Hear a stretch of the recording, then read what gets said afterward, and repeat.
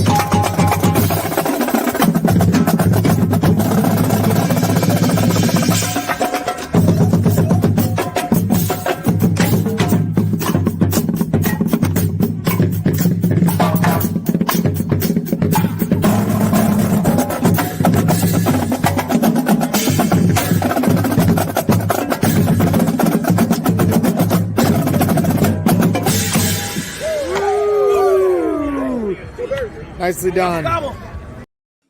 Feels so good to be back at training camp. Lot to cover today. Let's go.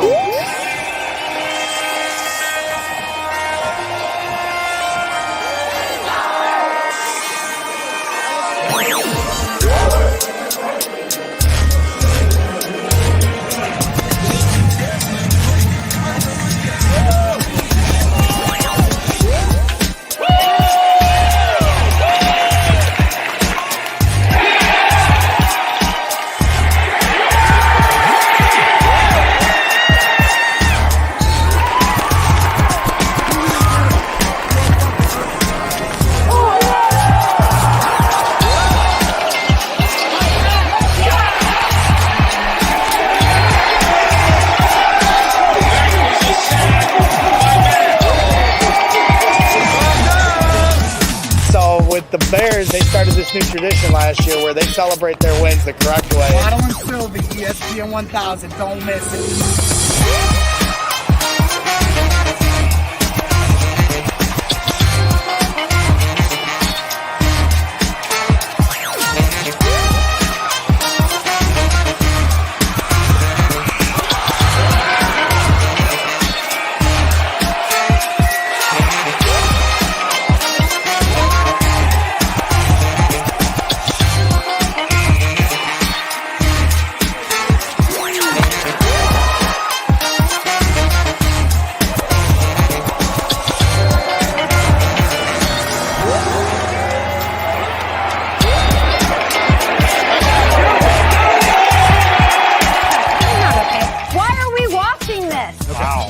I know what you mean. It's like their own Philly. Okay. Okay, I think what it is. We shouldn't be showing this. Am I crazy?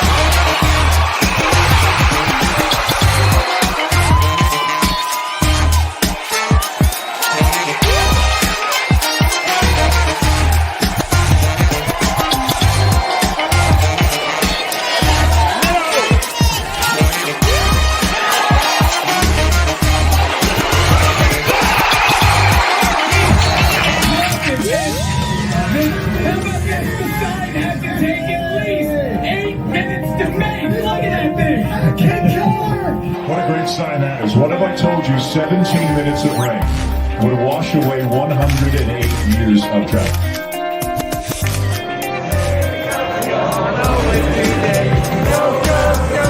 Do you see this team growing into the team that you were in 2005? Great practice, everybody.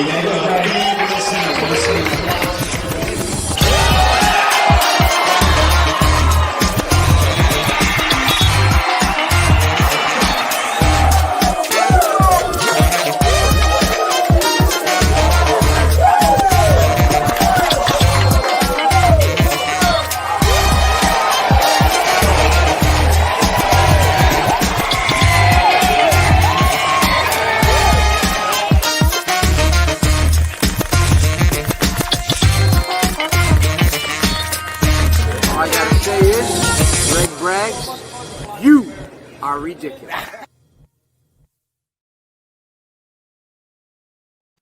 What's up, ladies and gentlemen? This is Braggs in the Stands, and I am your host, Gregory Braggs Jr., and lot to cover today. Very exciting last couple days. Being at training camp at Halas Hall, got to see all the sights and sounds. Tried to share as much as I could on the social media streams so you guys can get a bird's eye view of what I was seeing. But I was lucky enough to be accompanied by some good friends of mine that will be joining the show that are a big part of what we do here at Braggs in the Stands. Obviously, we all know Trae Tunes, who's going to – my bill is like messed up on my head. It's driving me crazy. But Trae Tunes is coming here real soon. I had to wake him up from his slumber. But without further ado, another big staple to this show is going to be making his official first – he's made appearances on this show before as a guest, but this will be his first appearance as a co-host, and we have a lot of fun ideas here going forward in the future. He is a die-hard Bears fan and a good friend of mine as well, and we were spending a lot of time at Halas Hall the last couple of days, and of course he was with my guy Trae as well. And so without further ado, here is my guy Terence Young joining the chat, and you see us there at training camp and the beautiful blue skies in the background. Terence, how are we doing today? Welcome to Braggs in the Stands officially as a part of this show. Awesome. What's up, Braggy? This is awesome, man. Let me tell you, last couple of days couldn't get any better. Just an amazing time at Halas Hall. I know we're going to dig into it real deep. Let all the listeners and people that are watching right now get a nice glimpse of what we experience and also what they can expect when they go to Halas Hall if they were able to get some tickets to go. 100%. This is your one-stop shop to understand how you're going to work the training camp, the hiking trails and where to go and what to do. Nobody knows better than Terence and I. And yes, Trae is not still asleep, Big Dollar Dave. He is awake. I talked to him a few minutes ago, and he said he was going to be on in 5 minutes, and that was before the intro, which, as you guys just found out, is about 5 minutes long. So he's running a little behind, but I told him, no rush because this is going to be, a nice long show. But he's going to be in here any second. If you guys want, just start harassing him in the DMs, and he'll wake up. But we all know Trae is a busy man. He does a lot of karaoke. He probably had a karaoke gig last night. So Mayor Greg's in the house. He was getting a little crap at a comment to one of my tweets last night, which we will get into later, Mayor Greg. But I'm excited to have Terence on. Trae's going to be on here in just a few moments, so don't you worry. But, before we get started, Terence, why don't you tell everybody a little bit about yourself, introduce yourself to the people of the chat and to the show itself. Yeah, thanks, Greg. Well, yeah, diehard Bears fan, little different experience than probably most people. Born and raised in the state of New Jersey, or as we say, Jersey. We throw the new part out. Moved to Atlanta after about 25 years being in Jersey. So we still have connections in Atlanta. We have connections in Jersey, but we've also moved to Chicago and been here for the last 9 years, living downtown. Love the Bears, as Braggsy said. Diehard Bears fan, lots of experiences, both on and off the field. So we've done a lot with the Bears as an organization, with players, charitable functions, as well as season ticket holders for the last 14 years. So just a lot of stuff that we've done over a period of time. And like I said, it's there's nothing better than celebrating, the Chicago Bears. And, I know you got Cubs fans, you got Sox fans, I'm diehard Cubs fans. We'll talk about that another time. But it's real good when you come together and you come in the fall and it's like, you know what, put the baseball, BS aside and let's just go into football because that's what we're really here for. Training camp was well timed because Terrence and I are both diehard Cubs fans, as you can see over his shoulder, the Javi Baez signed jersey. And, we were, we're going to go over the whole 2 days. And part of our trip was first day we went to training camp and then we drove over to Oak Forest Bowl to watch our guys Waddle and Sylvie. And there's Terrence and Trae and I, and then Terrence here with Waddle and Sylvie as well at their live remote at the Oak Forest Bowl. Well, we went 5 hours at training camp, then we went another 4 hours over at the Oak Forest Bowl. Yeah, and while that was going on, in all our training camp glory, all of a sudden the Cubs players start dropping like flies, and it was a very mixed emotions of day, a roller coaster of emotions. I was like catatonic at one point once they traded Javi because I didn't think they were going to trade Javi. I thought we were just going to get rid of Rizzo and Bryant. And Shark's in the chat. He says, "Nice shirt, Terrence." And that's another thing you're going to notice here on these shows. This is a man that has an amazing collection of great just shirts. The other day he's wearing this jersey that I was literally ready to rip off his back because I wanted it so bad. He was getting a lot of compliments about it. Here it is right here. This is this beautiful jersey. This guy's always got the best stuff, and I'm going to be one day when he lets me in his house, I'm going to rob his wardrobe because we're both an XL. So, he's just going to have to be you're literally going to have to lock your closet doors, Terrence. I figured that much, but it's all good, man. If it goes to you, Braggs, what better person, right? Yeah, absolutely, and it is what it is. Sharing is caring. So it is. Trae's gonna be here. He's texting me right now. He claims he needs the code, but I just sent him this here. He's always got me doing something. So. Let me keep you on your toes, Braggs. Yeah, I know. Trae, here we go. Here's the code 691. Where is it? 691-568. Here we go. You guys don't have to worry about the code. But so Trae will be here in just a second, but let's just get into it because like I said, we have a lot to cover today. But this was basically how it went. You saw in the pre-show the band, the what do they call them, Terrence? The drum line. Drum line, of course. Yeah. Thank you. And there's just a great ambiance as you walk in. There's all these different, merchandise stores. You can actually buy beer at training camp now. At Bourbonnais, they didn't have alcohol for sale. Now they got alcohol. It's early in the morning, but if you want an $8 beer, you can certainly get one.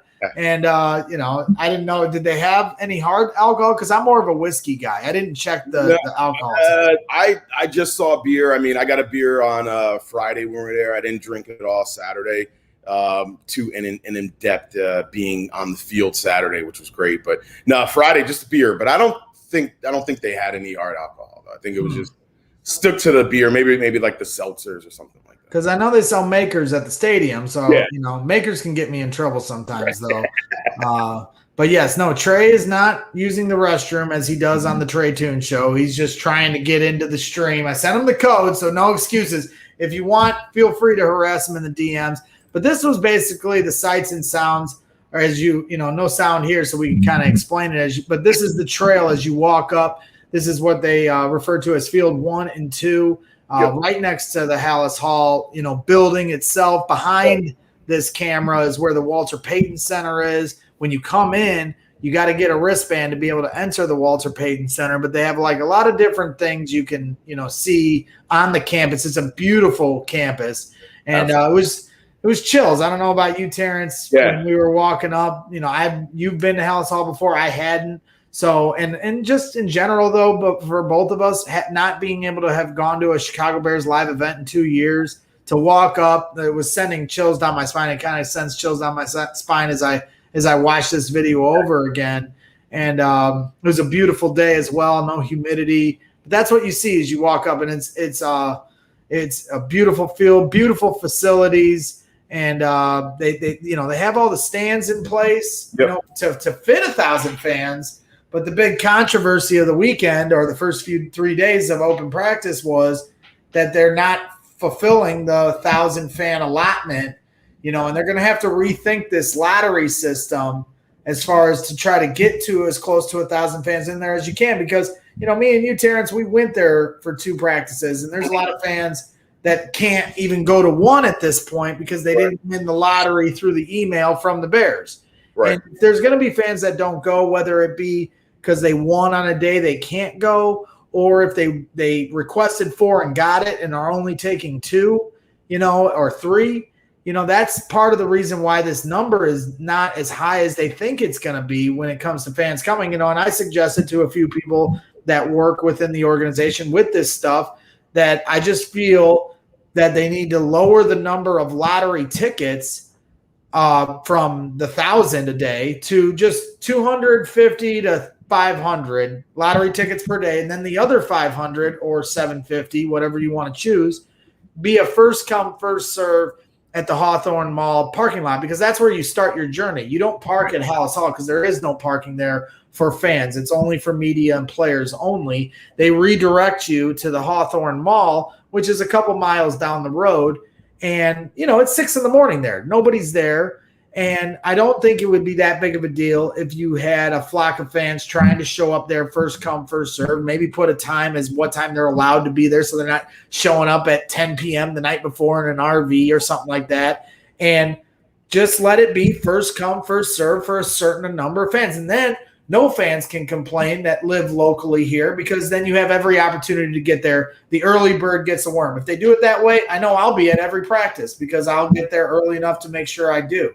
And yeah, you're going to have a few disgruntled fans once the allotment is filled. But I think that's the best solution to this lottery thing, and then trying to make sure we get as many fans in as we can. Because at this point, there's a lot of fans being left behind. And, as much as I love to go and feel lucky that I was able to go these last 2 days, because me and Terrence did a trade-off. My wife won 4, and then his wife won 4. So I took him and he took me. That's how we did this. But most fans aren't winning any tickets. So we got to figure out how to get these fans in there. And I think that's the solution. What do you think, Terrence? Yeah, no, I think you hit the nail on the head. That was, I think the Bears did a really good job in running the camp itself. Once you're there, if you got tickets, if you were able to get in, I think it was an amazing time. They did everything the right way once you were there. But getting there was the difficulty part, right? That was the difficult part.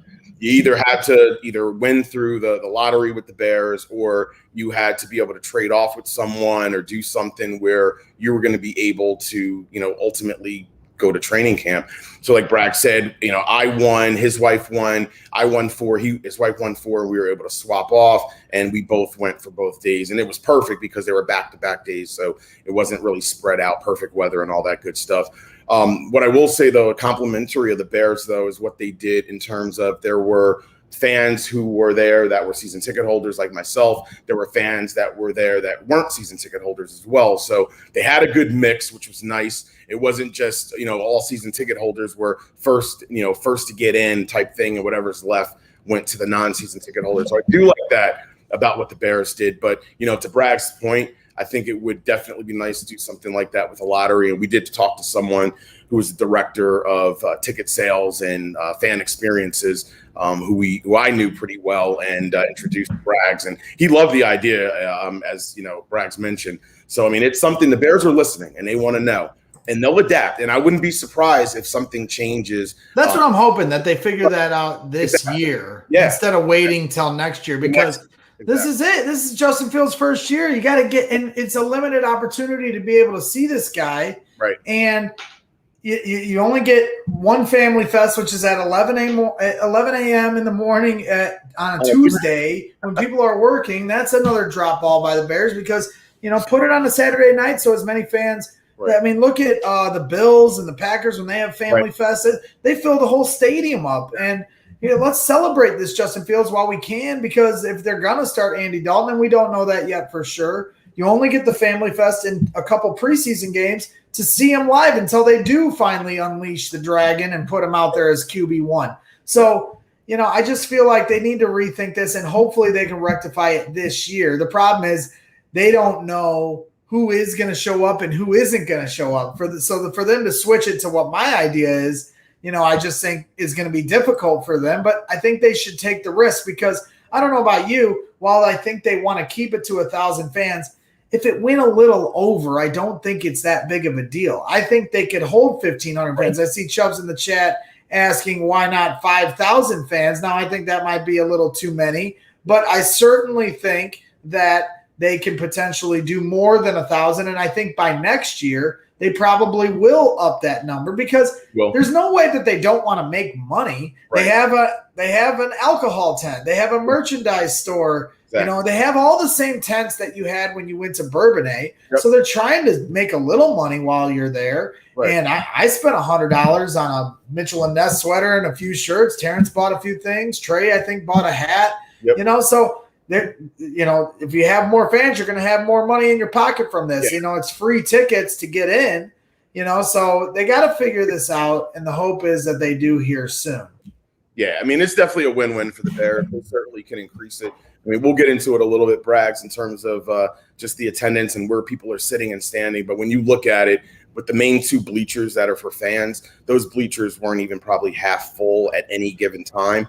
Because a lot of people were standing by the fields and watching the practice live. So, I mean, we've got that. They've got that ability. I think they'll increase it. So I sent Trey a link, and it's the wrong link. I sent him the link. I was just interviewed on the Barroom Network. I just sent Trae Tunes the link to the Barroom stream that I was just on, being interviewed about our experience there. And he's sitting in the chat. He just sent me a picture because he said, I'm in the stream. And I go, no, you're not. I don't see you. And he sent me a picture of my good buddy Salim Sudarwala, who's does the Bulls Gold podcast, and now it's a part of Barroom Network. He's sitting in the chat for the wrong stream. So I know those guys are over there like, who the fuck is this guy? Oh, that's so funny. That is so funny. Oh, my goodness. So he's going to be here in a second, and we're going to get a good laugh out of that. We're going to get a good laugh out of a few other things. But, yeah, I thought I had – because I copied the link earlier and I sent it to Terrence. So I just sent him that, and I hit the copy and paste, and I thought it was the same link. I sent him the wrong one. This is so funny. So hopefully he comes in here in a second, because he's going to be cracking up. I just totally threw him through a loop.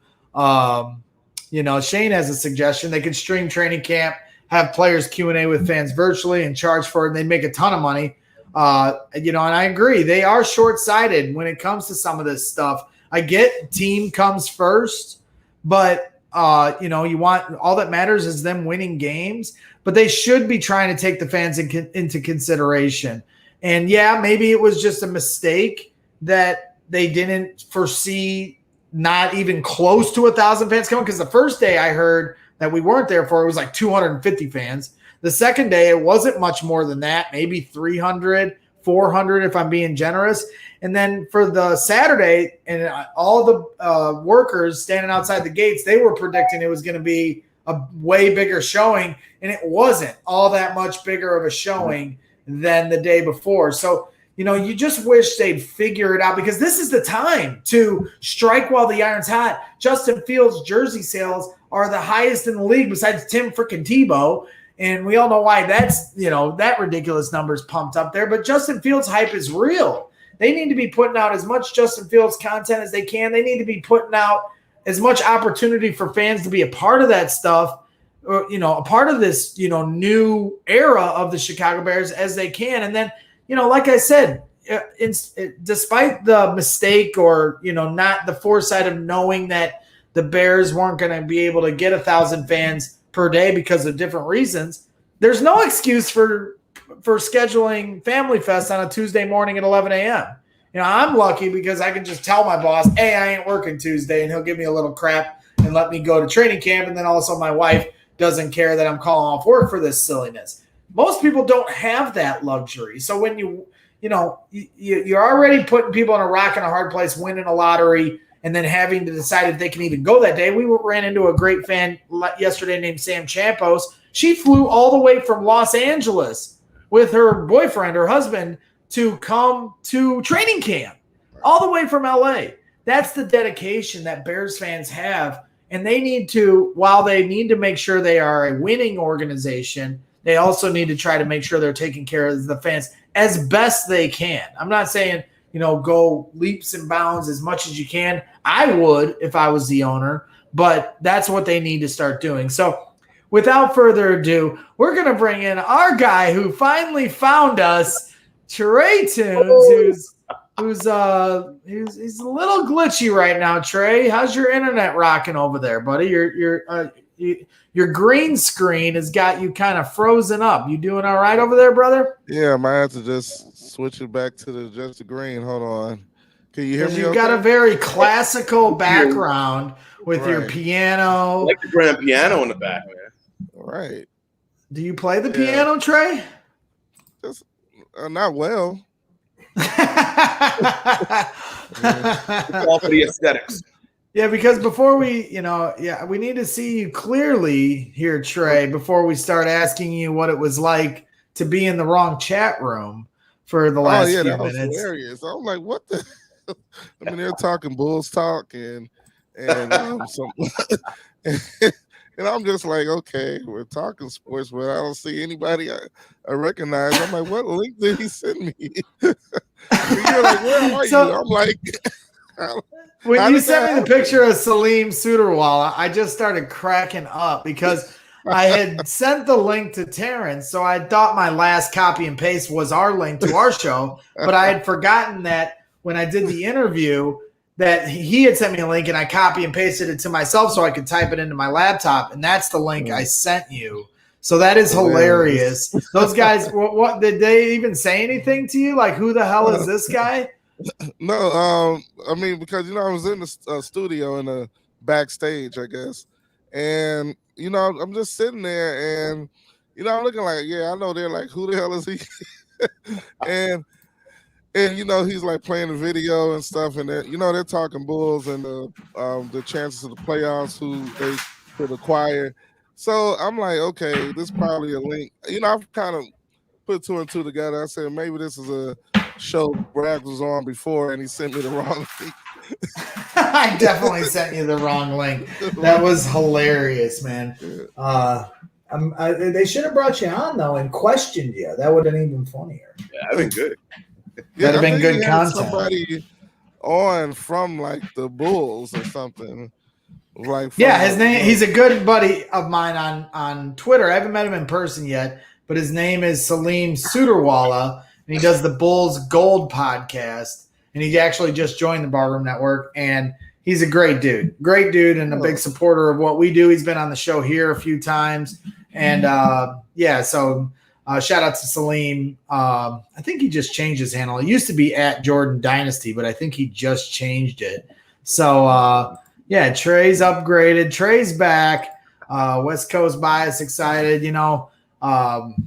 We had a lot of fun here this week. That's this weekend, Trae, and that's kind of what we were talking about, setting the stage here today for some of the things that we're going to go over. We were just talking about, Terence and I, about the mishap of not being able to get 1,000 fans in there the first 3 open practices, and I gave my solution, which you've heard several times. What are your thoughts on that, and do you have any ideas or solutions in order to fix this problem? And what are your thoughts there? Well, I totally agree with you as far as just giving the fans a chance to let them show up. And I thought like with the thing I added as far as like, okay, to if you want to show up, you gotta have the app and a waiver thing already registered. So not only do they get the the people that the true diehards up there.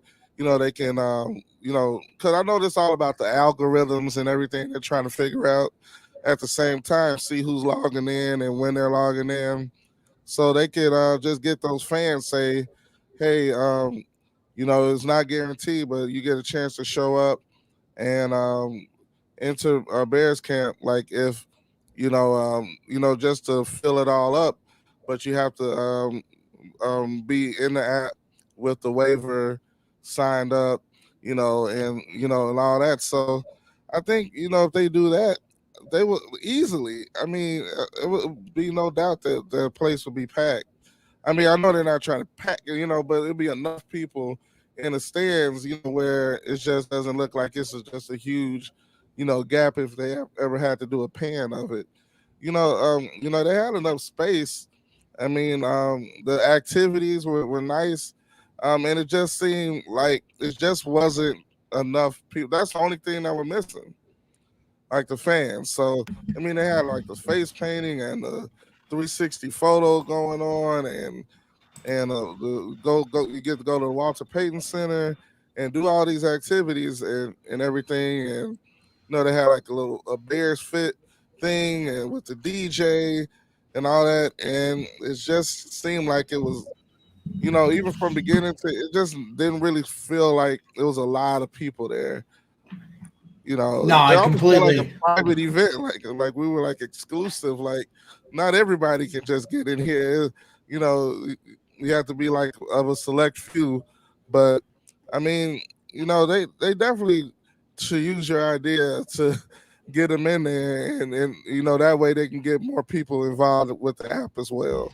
Now, Big Dollar Dave wants to know in the chat, did anybody think you were a player? I know my guys Shane and Phil mistook you for Warren Sapp when we did the live show. Right. Did anybody mistake you for a player? Yeah, a few people was like, man, why aren't you out there practicing with the O-line? I'm like, put me in, coach. I'm like, I don't know how well I would have done. Well, I know how well, not well at all. But yeah, It's funny that they mentioned that because, I mistook a coach. We all ran, we had a chance to run into Dave Wanstead, Terence and I on the second day. There's the coach over here. I guess he ain't the coach. He's the mustache.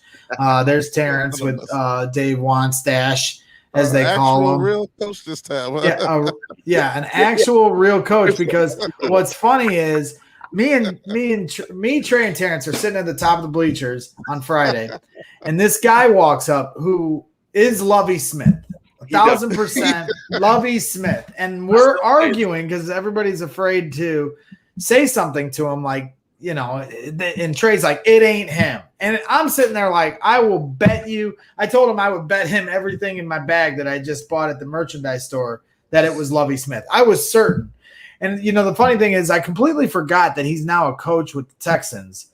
Because if I had remembered that, then that would have made sense that it wasn't him. But I'll share the picture along because I had the confidence to go up to him. And I literally was like, what's up, coach? And he looked at me and kind of smiled. And he goes, I ain't Lovey. And what's funny is at first I did not believe him. I thought he was just trying to play this incognito game. But this is the guy that we ran into. He's sitting like 3 rows in front of us. And I was so certain that this was Lovie Smith. I mean, this is literally his doppelganger. No question about it. Like, I mean, this is just insanity. And so, yeah, I mistook this guy for Lovie Smith. But can you blame me? I mean, get out of here. There's no way that this isn't at least his twin brother. From the beard to the hat, just the manner. I mean, even his demeanor looks like, he just looks. I mean, I ain't gonna act like he just. I was like, nah, that's not him. I mean, not. I wasn't trying to be, dream killer or anything like that. I just knew it wasn't. I was like, Lovey's a little darker, and I was like, yeah, what would he be doing here with a bear shirt on? He's a Texas coach. Yeah, That was my only giveaway too, Trey. I was like, I don't think Lovey's going to come with the bear shirt, but hey, why not? I mean, because you never would think Lovey will come there with the bear shirt. Right. On. Yeah, I am a dumbass, Big Dollar Dave. No question about it. And this was the other thing we talked about, Corey, was, there's no way he'd be sitting with all of us in the bleachers. But there wasn't that many fans in the bleachers. So I just figured, he was just trying to stay incognito, maybe not ask too much of the Bears. But yeah, you're right. Now, hindsight, because Wanstead, he was sitting with the players and the friends and family of the players, where their section is behind the goalpost. So, I messed up, but I was the only one. We asked him because he was very jovial about it. He said he was getting some looks from people, but nobody that had the confidence to say anything to him. So I stood up in the pocket and asked him, and I was very wrong here. As Berlissimo puns it, Smith in the stands. Yeah, Lovey in the stands, no doubt about it. It 100% is. I mean, come on, guys. This is ridiculous.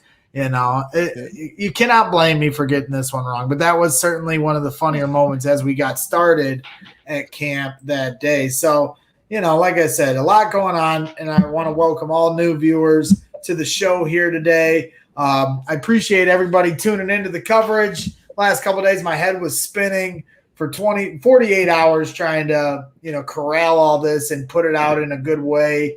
And then, prepping for this show. And, so it's nice to see everybody showing up and wanting to see the sights and sounds. And we're going to try to share with you as much as we can, because while there weren't that many fans, there were probably more signs around the campus that said no video taken whatsoever on the campus than there were fans. It was literally, we call it the Greg Braggs rule because they started putting these up after 2018, and they've got more signs than fans out there. So they're certainly concerned about, how much we're, photographing or videoing out there. I wasn't even sure if I was allowed to take video of walking up to the field or walking into the facility, taking pictures with the players. That was the other thing. There were a lot of different players taking pictures with fans. The players aren't supposed to be taking pictures or signing autographs this year because that's what it said on the website. But even their handlers, the people that are kind of like their security, so to speak, they were allowing it. So I don't think they quite know how they want to handle this, and at least, hey, they're, trying to take care of the fans that are there in that respect because, some people got a cool moment. Terrence and I and Trae as well. And my good buddy Walter, who was in attendance with me yesterday, we all got great moments, Danny Trevathan, other players, some of the stuff that I've shared along. We got Will in the chat talking his smack, Trae, as per usual. Terrence, you'll get used to Will Dutan. I'm surprised his handle's Liam Dutan, but his name's Will, and he's triggered all the time. And he'll try to call in. I'm surprised he hasn't tried to call in already. You're not calling in yet, Will. And you can't even call in. You got to have a StreamYard code. And I'll just send you the one to the other show so you can bug them instead of me. Because if he comes on, this will turn into a 5-hour show where his shirt will be off for 4.5 of those hours. So, but we're just having fun here. And I thank you to all the new viewers. We're going to show a lot of cool stuff here today. We want to give you guys, as much, of a bird's eye view and what to do when you go to training camp. I mean, this much I'll tell you before we start showing some of the pictures and stuff. Make sure you're at the Hawthorne Mall parking lot. If you did win, a pass to go for a day, try to get there between 6:30 and 6:45. That's when the first buses are taking off. The gates open at 7:30. They drop you off about 7:15. Download the Bears app before you even get in there because there's a waiver thing that you have to look through. On the bottom of the game day app, you'll see these different icons. One says game day, one says more. Click on more. At the very bottom of the screen, there's this thing called waivers. You click on that, fill out that information, and then when you come into the gates, they give you a wristband on the first information booth, and that gains you access to the Walter Payton Center where the Bears do their indoor training. And it was really, really beautiful facility too.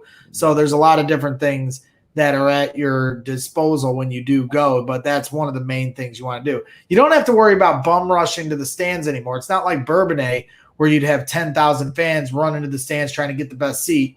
Now you can, leisurely walk and enjoy the different tents. They got that 360-degree camera thing that I shared earlier before the show, where we're throwing the ball in the air and in slow-mos and stuff. You can take advantage of that before you get to your seats. It's not a rush to your seats anymore because nobody's there until they figure out how people are going to get there. They're going to have to, figure all that out. But let's get right into it because everybody wants to know, what, of course, Justin Fields looked like. And, man, was it exciting to see our franchise quarterback in the flesh. And, he certainly looks the part. Everybody wants me to make grand proclamations after 2 days of no padded practice, but he certainly looks smooth. He certainly, carries himself like a professional. He made a few tight window throws when they were doing 7-on-7s and 11-on-11s where you were like, okay, but nothing down the field, no 50-yard bombs yet, no bombs away. Dalton made a few bombs away throws, but you see Coach Nagy eyes on Justin Fields. He's not even concerned about Khalil Herbert, running the route. He wants to know about that footwork with Justin Fields, and he wants to know where his hands are and all that nature. And, what were your impressions, guys? Trae, I'll start with you. What were your impressions, your first time laying eyes on Justin Fields? When I first saw him, when they're doing a side-by-side and they're throwing the ball, and I'm just noticing that the passes that he's throwing is getting to the receivers faster. And I didn't know. I mean, he just he has that zip to it, and the accuracy's there. And it's like, okay, I'm not trying. You're trying to be rational because you're excited at the same time, but it definitely looks like he belongs and he knows what he's doing. Like the most impressive thing was him surveying the field and going through his progressions. That I thought that was key because everything else he still has a lot to learn and you have to realize that. But I mean, just the natural instincts and everything, and even seeing him roll out in a pocket, you see the speed and the athleticism, and you can't help but be excited. No doubt about it. Terrence, what were your thoughts when you saw, the franchise Justin Fields out there? QB1, I mean, he did not disappoint. So, the biggest thing that I took away from it was, first and foremost, his professionalism. So, I mean, the kid comes out there, he's first on the field. I mean, every day he was first amongst that quarterback group, with Foles and with Dalton coming out. He's warming up. He's all about the business, right? But, you can tell, like, he wants to, and not only does he want to, he will succeed. He has that type of innate ability that, he's just ready to do his thing. So, I mean, you can see on the screen now, he's coming out, he's waving to the fans, like he's, but he's business. He's going to take care of what he needs to do. He knows that he's in this for the long haul. So that was the first thing. And like Trae mentioned, his progressions, what I love seeing was the way that he would go to receiver 1, receiver 2, receiver 3, running back, whatever he needed to do, he was able to then come back to that. So just seeing him pan through through his available receivers and then come back, that's something we haven't seen in a while, especially with a young quarterback, a rookie quarterback. So he's got some of those abilities that are of, a veteran type status. But again, he's young, and like you said, he's got things he's got to learn, and he's going to learn, and he's coachable. So that's the key too. This is a kid that wants to be the best at what he does, and I have no doubt that he will. But it's going to take time, and I know as Bear fans, we get really, really anxious throwing any and every quarterback that we get out there. Let this kid develop. When he's ready, he'll be ready, and that's when he needs to go out, and that's when he needs to start for us, in my humble opinion. Yeah, it certainly is exciting stuff. Some of these I would define as keyhole throws. Those were some of the most impressive throws we saw in the first few days. Like I said, nothing tremendously downfield yet. Right. Andy Dalton had a couple downfield throws, but from what we saw, some of the intermediate passes were what turned your head. If you look at this throw here, you see the DB closing in on it. Would almost, to the bird's eye view here, seem like the DB has the first path to the ball, right? But he fits this in, and the tight end comes down with the grab. And so that's what I would consider a keyhole throw. He had about 3 of those yesterday and 1 of those on the first day, from, everything that I'm trying to, gather as I'm also posting and doing different things of that nature. He certainly has the arm strength and the confidence in that arm strength. But then you also have to consider, like, when you're looking at a throw like this, that's a second string defense and a second string, tight end, and so when they make throws like this, you have to stop and ask yourself, would a first team defense come away with the interception here, or is Justin making the correct throw? I mean, obviously the tight end's job is to fight for that football and get in front of his DB, but Justin is not afraid to put it in there.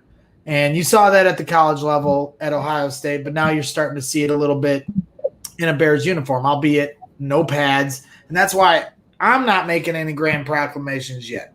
Obviously we can all suit him up for the gold jacket now. I think he's going to have a tremendous career in Chicago. But the question of the whole month is he ready to play week 1?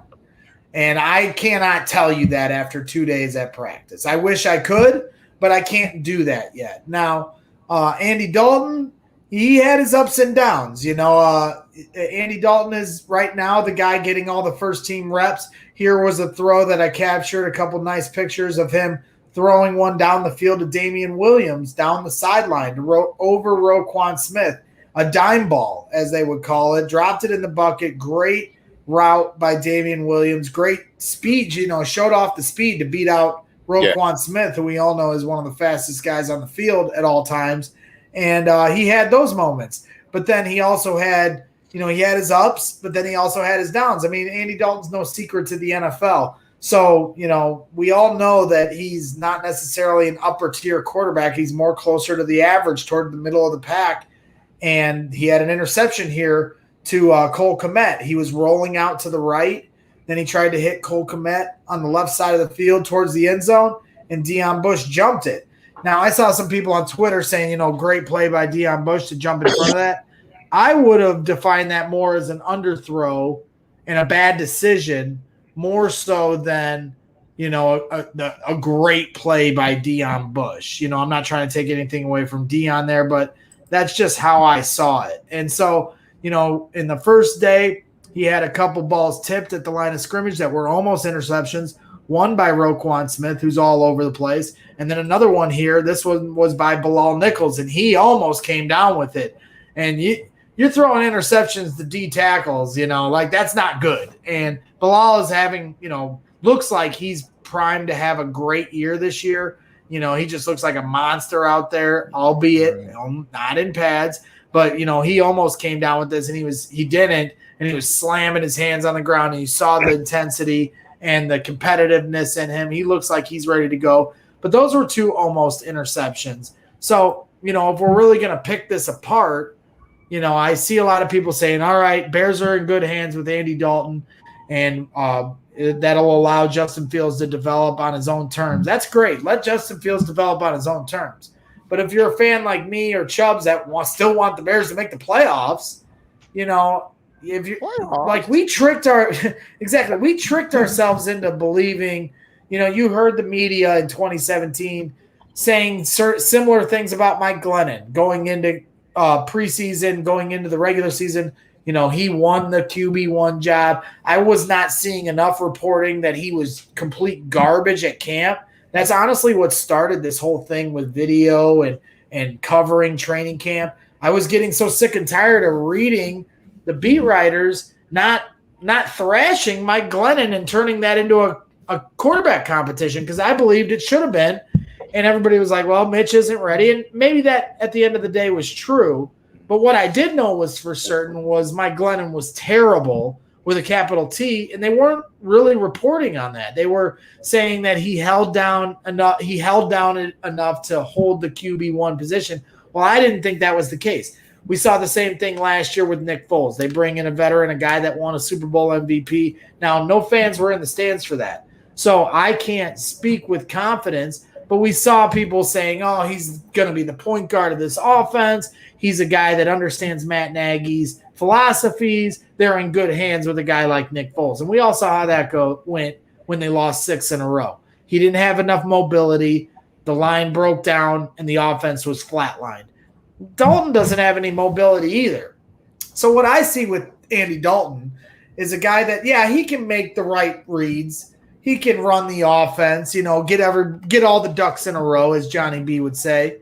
But he's just a guy that is going to move the chains for field goals, and we're going to be not getting enough sevens and not winning enough games. So if you're still a fan like me that wants to win games, then we got to get Fields ready as fast as we can. Now, I don't want to rush his development, but I also do agree with a guy like Chubbs. His IQ is high enough where he can pick it up. Now, Nagy was getting grilled in the presser about whether or not, he's getting the same amount of reps as Andy, and he admitted he wasn't, but it wasn't by that much. But he's not telling the full story there, because while Andy and Justin Fields' reps are only off by like 10 or 15 to 20, Andy's getting them all with the first team. Justin's getting them all with the second team. And that's second team offense and second team defense. So we're not necessarily getting the right evaluation of Justin Fields if he doesn't get to work with Allen Robinson and Darnell Mooney and Cole Kmet and David Montgomery and that offensive line. So it's not an easy decision. And I get they're trying to bring him along slowly, the correct way. But there's plenty of examples both ways of guys waiting their turn and guys going out there right away. And I'm not the one to make that decision. Matt Nagy is, and all I know is he better make the correct one. What are your guys' thoughts when it comes to Andy Dalton and how much confidence you have in him holding down that position long enough for Justin Fields to develop correctly? I'll start with you, Terrence. Yeah, I agree with you, Braggs. When I look at it, Andy Dalton is a guy that I have confidence up to a certain level. I certainly have more confidence in him than I did with Mike Glennon. I have more confidence in him than I did with Nick Foles as well. But with that being said, what I worry about is when you get inside the 20. When you get inside the 20, when you're in the red zone, that's where it's going to be difficult because it's a shorter field, obviously. You're limiting your plays because you don't have that mobility that you have with Justin Fields. So, when you take that away, you're really limiting yourself. And I think that's where you get into that perpetual problem of having to kick field goals instead of scoring 6 in that red zone. So I think that's probably the biggest issue. But I also agree that if Justin Fields is ready, just let him play. And I don't know what that timeline is, but what I worry about is just exactly what you said. Justin is up against the number 2s. That's the 2 offense he's playing with, and he's playing with the number 2s in terms of the defense, throwing against and running against. Until he can get some of those number 1, running with the number 1s, running with the number 1 offense, playing against the number 1 defense, that's when you know that there's going to be a change or there's a turn that he might be able to come in and start. Because as long as he's playing with the 2s, that's almost Matt Nagy telling us that Justin Fields will not start when we get to week 1. So this training camp, as we go on day by day and week by week, it's going to be tall telling in terms of what happens. And then these preseason games, again, albeit that there may not be a whole lot of reps, as we know with the number 1s, you want to keep them healthy. If Justin goes in, again, with number 2s, plays really well and just balls out, it's going to at least be the little bit of that, in Nagy's head, like, hey, maybe I need to at least see Justin with some of those number 1s. But that's what we need to see. We got to see him with the 1s. And Trey, what are your thoughts on that? Yeah, I think once you start to see Justin Fields practice with the first team more, that's going to tell the story. Because you got to think we got a new offensive line, we got new running backs, and like either quarterback is, regardless, is still going to have an issue, as far as, getting everything in motion because everything's new. So I believe if the offensive line can get together, we have a lot of speed on the field. So, if we can get the running game going, it's going to help whichever quarterback is out there a lot more. But I think Justin Fields will help mask some of the problems with the offensive line because of his athleticism. But with Dalton out there, I just think if they could, like I agree, we'll be able to get down there and probably get a lot of field goals going. So that's the thing I'm worried about. But somebody like Fields could probably score a lot more big plays, like 30-yard and beyond touchdowns and stuff like that, where you don't have to worry about the grinding in the red zone as much. So I think once we this is the first week. Once we see it in practice, the first couple of days. So like you said, you can't really make any big decision like, oh yeah, Fields is gonna be the QB1. Like we have to probably just wait. It definitely. Yeah, I think it's a bridge too far to say he's ready right now. And I also think it's a bridge too far to say, Andy Dalton is better than Nick Foles or Mike Glennon. I know that sounds crazy, but I said the same thing about Nick Foles last year at this time, or maybe even earlier when we first signed him. I said Nick Foles was Mike Glennon, and I got laughed at for that. And, don't compare Mike Glennon to Nick Foles. He's a Super Bowl MVP. Well, that was on the Eagles, and so Andy Dalton, while he's been a veteran in this league, I've seen enough of him to know what it's going to be like when he plays for the Bears. And Bengals weren't that much better, and he was on the Cowboys last year. I had Ezekiel Elliott as my running back, and what they did is they would get down the field and kick field goals or turn the ball over. And so that's kind of what I'm expecting with Andy. Now, if Matt Nagy can commit to the run, maybe they have a better shot at getting more sevens. I don't know. But, I'm not big on Andy Dalton, but I also think who Andy Dalton is a moot point. He seems like a good guy. You see him hanging out with his family afterwards. So I'm not trying to bash Andy Dalton, but the focus is on Justin Fields. And when is he going to be ready? That's all that matters. Andy Dalton, is just a guy waiting to bide that time for him. Now, Chubb's in the chat saying, and this is where I agree with them.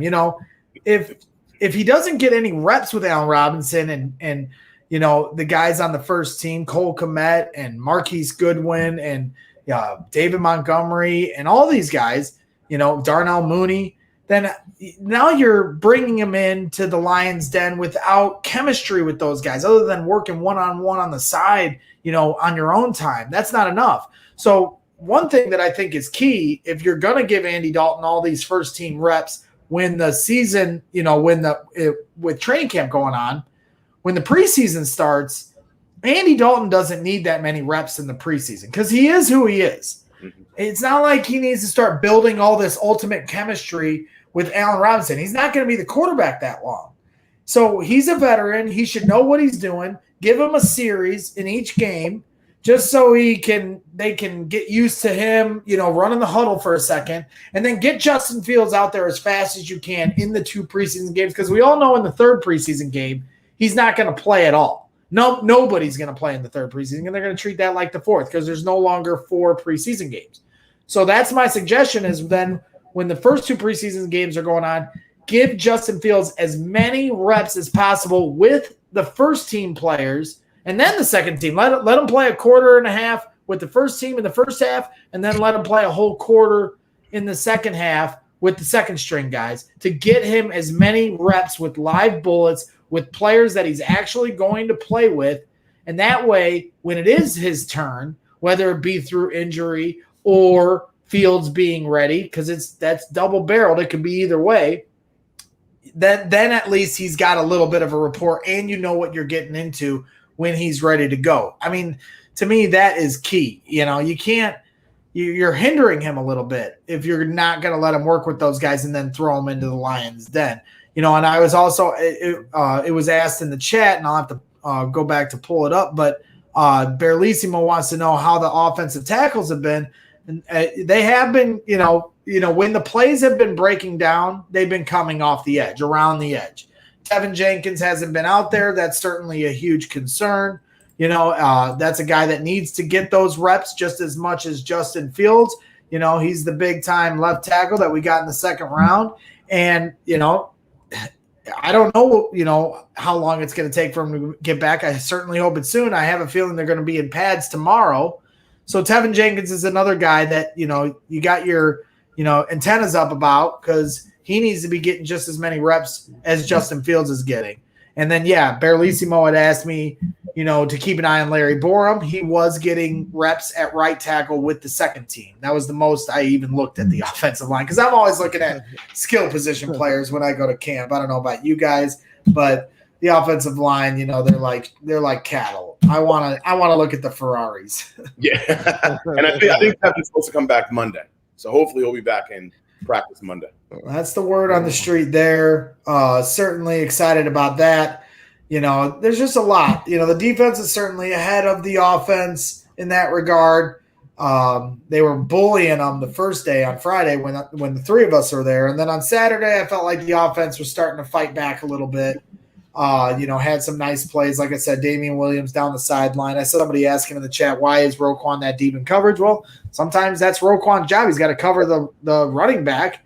And when they're playing man-to-man and a running back runs a wheel route, Roquan is more than capable of defending a guy down the field. Damian Williams just showed off his speed there. So it certainly seems like they have an asset in Damian Williams. I like the addition of Damian Williams. I like the addition of Marquise Goodwin. He was running away from Deion Bush at one point. Yesterday's practice, he was showing off his speed. Anybody that's seen him at San Francisco certainly knows he has that speed. So those are two guys that had my eyes up. Jesse James, some of those keyhole throws that Justin Fields was making, Jesse James was coming down with him. He's a big target, so it's easier to have that confidence to pump it in there when you got that big body to look at, over the offensive linemen. So, those are three guys on offense. To me, Bilal Nichols stood out on defense in a big way. Roquan Smith certainly looks like he's going to have another big year. So those are some of the things that I'm looking at when it comes to what the Chicago Bears are up to. But like I said, this is no pads. There's a lot going on. It's the first couple days of practice for us to see. My head was spinning the first day. I was a little more under control the second day as far as where my eyes were going, trying to see all this stuff.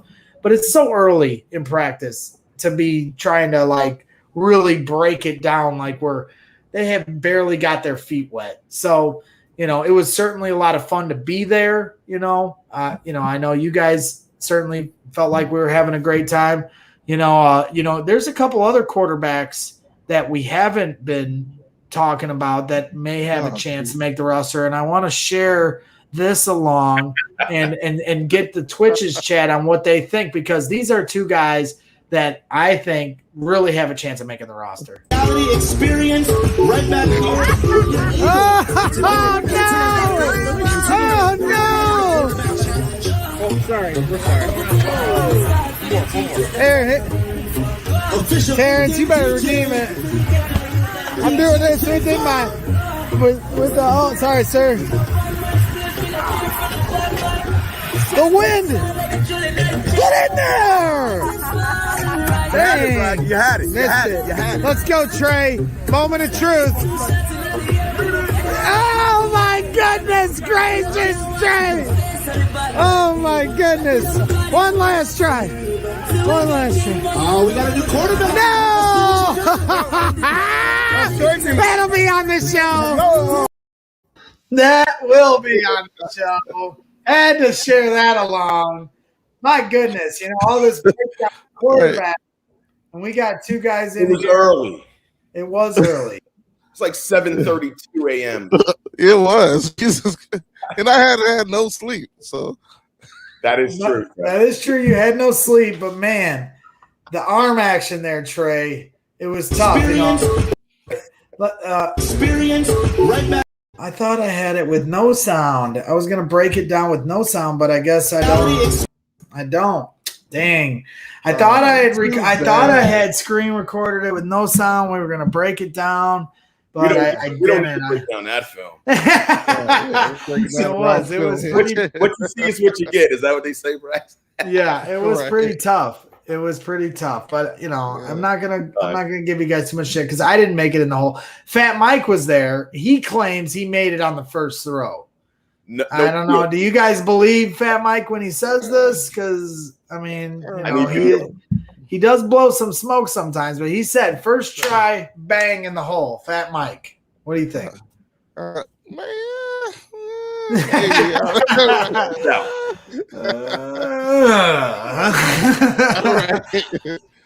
funny thing that was caught. Right?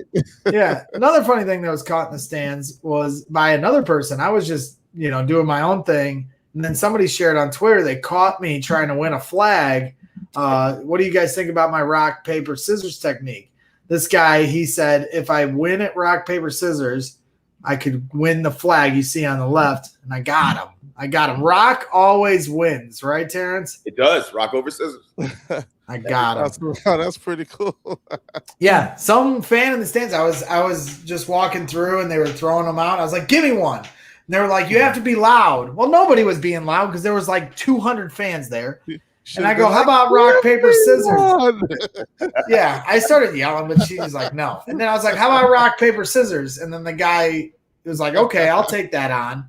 And so we did it, and that's what came. I got it. I got the flag. It's sitting over there. I won it fair and square. It was a shining moment. I'm excited to get there on Tuesday because, like I was saying before, you saw like 900 of these things up. Video recording devices, including cell phones as recording devices, are not allowed. Still cameras with lenses more than 12 inches long are prohibited at practice. Fans are welcome to use still photo cameras with lenses less than 12 inches in length for your personal enjoyment. Commercial use of any of these photos taken at practice are prohibited. Now, I will preface this if any Bears people are watching.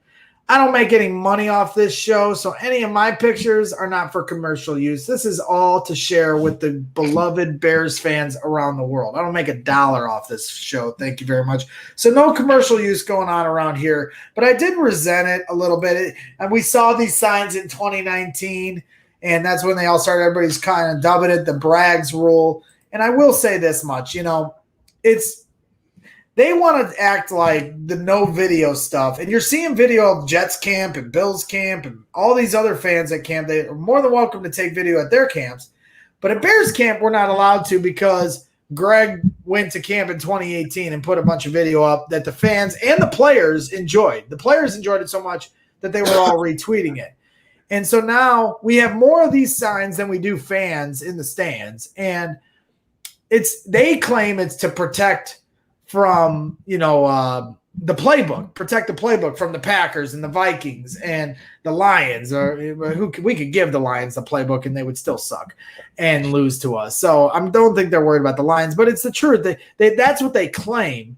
But, to me, and this is the same thing I talked to some of the Bears media people about a few years ago, any one of the fans sitting in the stands could work for Green Bay. You're not doing background checks to these fans that are coming in. In Bourbonnais, there were 10,000 fans out there. You don't know who's who. And when it's at Bears camp at Halas Hall, they're wearing Bears stuff, but, anybody could be an imposter, and taking pictures and then taking them back to Lambeau Field and dissecting the Bears playbook. So if you're going to have open practices with fans, then just don't show plays that you're worried about getting out there. Because at the end of the day, anybody could be an imposter for a rival team. And that's why, to me, it's a bullshit excuse. And really, this whole no video, no pictures at camp is more about this being the first to the social media line, the content war. And it just seems so silly to me that they're worried about a bricklayer with a stupid cell phone, and they can't get better content than the bricklayer. It's like, hey, I'm sorry. Don't hate the player, hate the game. I'm having fun. The players enjoyed it. The fans definitely love it. And you're going to say, I can't do it because you can't do it better. Like, you have a whole team of people. I'm by myself over there with a cell phone that's running out of batteries. And, if you want to be better at it, just get out there. Be more passionate. And this not just goes for the Bears media. It's also the beat writers and the people that are working there, getting paid to be there to cover this team. When Justin Fields runs out on the field like we showed earlier, I'm the only person out there. There's no other Bears media standing out there. There's no beat writers out there covering these moments that Bears fans cherish. And some of them live all the way around the world like Bearlissimo. They can't see this stuff. They want to see this for just give them a little glimpse, because they have to wait their turn until it's a preseason game. And that's all I'm trying to do as a fan. And it seems silly to me that they're going to restrict me from showing that kind of stuff, but yet you're not standing out there doing it yourself, And like, that's why I'm saying it's like, you know, I got nothing but love for the Bears organization. I got nothing but love for all the Bears media. A lot of them come on this show. We were all chumming it up, you know, and they're doing their job. We're taking pictures and stuff. And I appreciate all these guys. And the Bears media doesn't have as much to do with my gripe with these signs, obviously, because they don't have anything to do with it. And in fact, Mark Potash, I had a really candid conversation with. He was telling me that it's a shame that I can't show more video. I have video right here in this in the hopper of some of these plays, but I'm too afraid to show them right now to all you fans because I don't want to get in trouble. You know, I mean, a lot of these still shots are actually, you know, video that I just, you know, you can hit the little camera button as it's going. I'm not going to share them along social media because I'm going to play by the rules, but, you know, these aren't a big deal, you know, and it just seems so silly to me that I can't share them. Now, Tuesday, when they're at Soldier Field, I don't think they're going to be able to have the same rule because you're a paying customer at Soldier Field. So I think video is going to be, you know, a free for all that day. And I'm going to try to give the best coverage I possibly can. I doubt they're going to be in pads, but it just seems so silly to me. You know, what are your guys' thoughts? Trey, I'll start with you when it comes to that, because, you know, we had a girl, like I said, Sam Champos that flew all the way from LA. She's getting yelled at by security to put her phone down, and all she was doing is taking pictures. Like, leave the fans alone. Can we have some fun here and not try to act like, you know, this is the Area 51? You know, like, what do you think, Trey? Man, yeah, it's see, the thing is, all right, if they're so concerned about, you know, putting you know, media out there, yeah, the confusing part was, okay, we don't want you guys taking video. Well, was that rule apply to you guys too? Because they sure were not taking any type of video either. I don't know if they're that concerned with stuff being leaked that they don't want, like, people out there filming the whole thing. But it's almost silly, and you're not running like your key plays in this type of practice anyway. You know, you're just out there, you know, trying to get the wheels in motion. You know, get your basics going, and, you know, like I said, you got fans out there that want to see Justin Fields in particular. So if you just throw a video, you know, of him out there just dropping back, and you know, switch it up and like have some fun with it, throw some graphics, you would think they would do that more and push it more. And it makes no sense. It's like you almost want your fans out there interacting and seeing that, like, coming out here is fun, and push that narrative. Don't worry so much about, like, oh, the teams are going to see what plays we're running. Like, we're all out here trying to have a good time right now. Like, you're not like running the super secret, you know, plays in the back of the Denny's menu right now. So just get out there and have a good time, and you know, like the organization needs to be better with the fans in that way. Like shoot video with us, you know. It's like put a hashtag up there, like, hey, are you at hashtag Bears training camp? We'll share all your videos too. It's like, make us a part of the experience. Right. I completely agree. I think they're just dropping the ball. I mean, if the Patriots will live stream their whole practice, how many Super Bowls have they been to? The Bears are worried about, you know, me. Yeah, the Bears are worried about me putting up some video of a silly 7-on-7. Like, you don't take nothing from that. Like, right. And if you, like I said before, if you are putting things out there that other rival coaches can take from, you shouldn't be showing that to a public audience who you have no idea who's who. So it's just so contradictory, and that's why I know for a fact that this is about being first to the social media line and putting out your awesome Bears content. Like when you post Andy Dalton's picture in the offseason and put QB1 and you're completely roasted for that. You know, like, don't worry about Greg the Bricklayer. Just worry about making the Bears social media as best as it can be. You see the Chargers social media and the Panthers social media doing an impeccable job. And now we've got a franchise quarterback in here, top selling jersey. And how many shots have we seen? Yesterday, they put out a highlight reel of the day of practice, and they barely showed any Justin Fields stuff. It was like most of the throws were by Dalton. Like, okay, again, I'm not trying to bash Dalton, but nobody cares about Andy Dalton. He's not the future of this franchise. Start hyping up your guy. Are you seriously trying to put kid gloves on Justin Fields? He doesn't need them. If you're trying to like dole down the hype and worried about how that'll affect him, he's fine. He played at Ohio State, played at national championships, was the top-rated quarterback coming out of high school.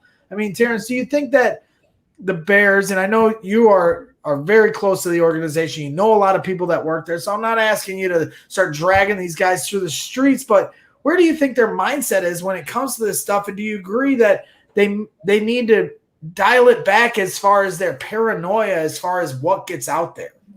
Yeah, no, Braggs, I appreciate it. And, just to kind of echo your comments as well as Trae's, I mean, yeah, I think it's a win-win situation if the Bears just look at it and say, hey, look, we've got fans out here that they want as much content as possible. We know that Bears fans travel all around, not just the country, but the world.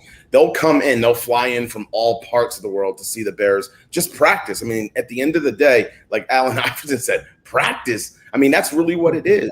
The NFL is too intricate, and it's too there's so much going on with the NFL right now that there's no way that you're going to be able to, as an NFL coach or an NFL team, be able to get information from a practice, this type of practice that you're seeing and at Halas Hall, and be able to do anything with it that's going to make you get any kind of benefit in terms of a matchup standpoint. So, I mean, I really think it's a win-win for the Bears if they do kind of back off a little bit and allow some more of that content, or themselves do it, whether it be through their own social media teams, et cetera. I know the Bears are always looking for valid information and opinions and wanting to do more and more and more. And I truly believe that they'll utilize some of those things. But when it comes to training camp, when it comes to some of the things that we're talking about, we just haven't seen it yet, right? So it's one of those things that, we're still kind of in this hole of, we want to see, more fans want to see Justin Fields, like you said. Andy Dalton, Nick Foles, I mean, that's fine, but they want to see Justin Fields. So where does that content come from? If it's not from the inside, then the outside, but merging the two together, like Trae said, being able to put it together and use hashtags, share photos, share videos. And, it's not the photos, but it's the videos, like we said. But yeah, I definitely think it could be a win-win, and it can be lucrative for the Bears because it's only going to increase the fandom, which obviously increases, the marketability of the team that's already super duper high. And it's a win-win. So yeah, I would love to see it. And I hope that they take some, they take some of the advice, take some of the feedback, and they're able to do it because you see other teams doing it as well. Yeah, I completely agree. It's let's worry about getting 1,000 fans in there a day first before we put up. I mean, literally, when you walk in, how many signs of the no video are just at the front of the gate? There's literally like 15 at the front. Like, intimidate much? Like, come on, guys. Like, this is ridiculous. Like, I'm videoing the drum line, and I'm like, am I going to get in trouble for this? Like, I'm just trying to share stuff for the fans that can't go. Right. And how about we worry about the fans that want to go that can't go before we start worrying about video and silly stuff like that, And, Rick Hamby asked, can the Bears just hire Gregory to run their social media? And I appreciate that, Rick. I did ask them once to give me a job, and I told them I'd do it for free just to show them that I'm capable of helping at least be the fan portion of the social media aspect and try to show, what it's like to be a fan, to go to the games, go to the tailgates, go to the Family Fest, go to the Bears Expo or the draft day. That's how me and Terrence met. Terrence is getting ready to announce the fourth round pick, Riley Ridley, in an amazing moment for him, and I'm videotaping it. He's like, who the fuck is this guy? And I was just like, what's up? I'm Greg. And now we're friends. Like, I slept in his hotel room the night before I slept with Barlissimo. So, yes, Will, I spoon with everybody. And that's a friendship and a bond we've formed from that. And now you're restricting that stuff. I'm not just trying to show every play. I'm also just trying to show the interaction with the fans, the interaction with Staley, and just having fun with it. And I did ask them for a job, and they gave me an old pat on the head and was like, "Oh, sweetie, this is for people that have that have the right credentials fulfilled to meet having this job. You have to have gone to SMS Sports or college to have gotten these jobs. And it's like, all right, fine. I'm not trying to disrespect people that have paid their dues and earned their way towards. But this is sports and social media and media, sports media in general. And there's two ways of getting into sports media. And for people that think that if you go to college, you're entitled to these jobs, you're wrong. You know, I saw the girl, Addison Rae, that was the sideline reporter for the boxing or the MMA, and she was getting a lot of backlash because they were like, you know, there's people that have worked their whole lives for this, and you just get the job. Well, she has a huge following. This is media. People want views. So if you're popular, you also have a right to that job. And if you paid your dues through going through school and you're not popular or interesting, that's your own damn fault. Don't hate the player, hate the game. I can't help that people enjoy what I do. I had no idea people would enjoy. I have no idea why people want to listen to me talk. I know Will doesn't.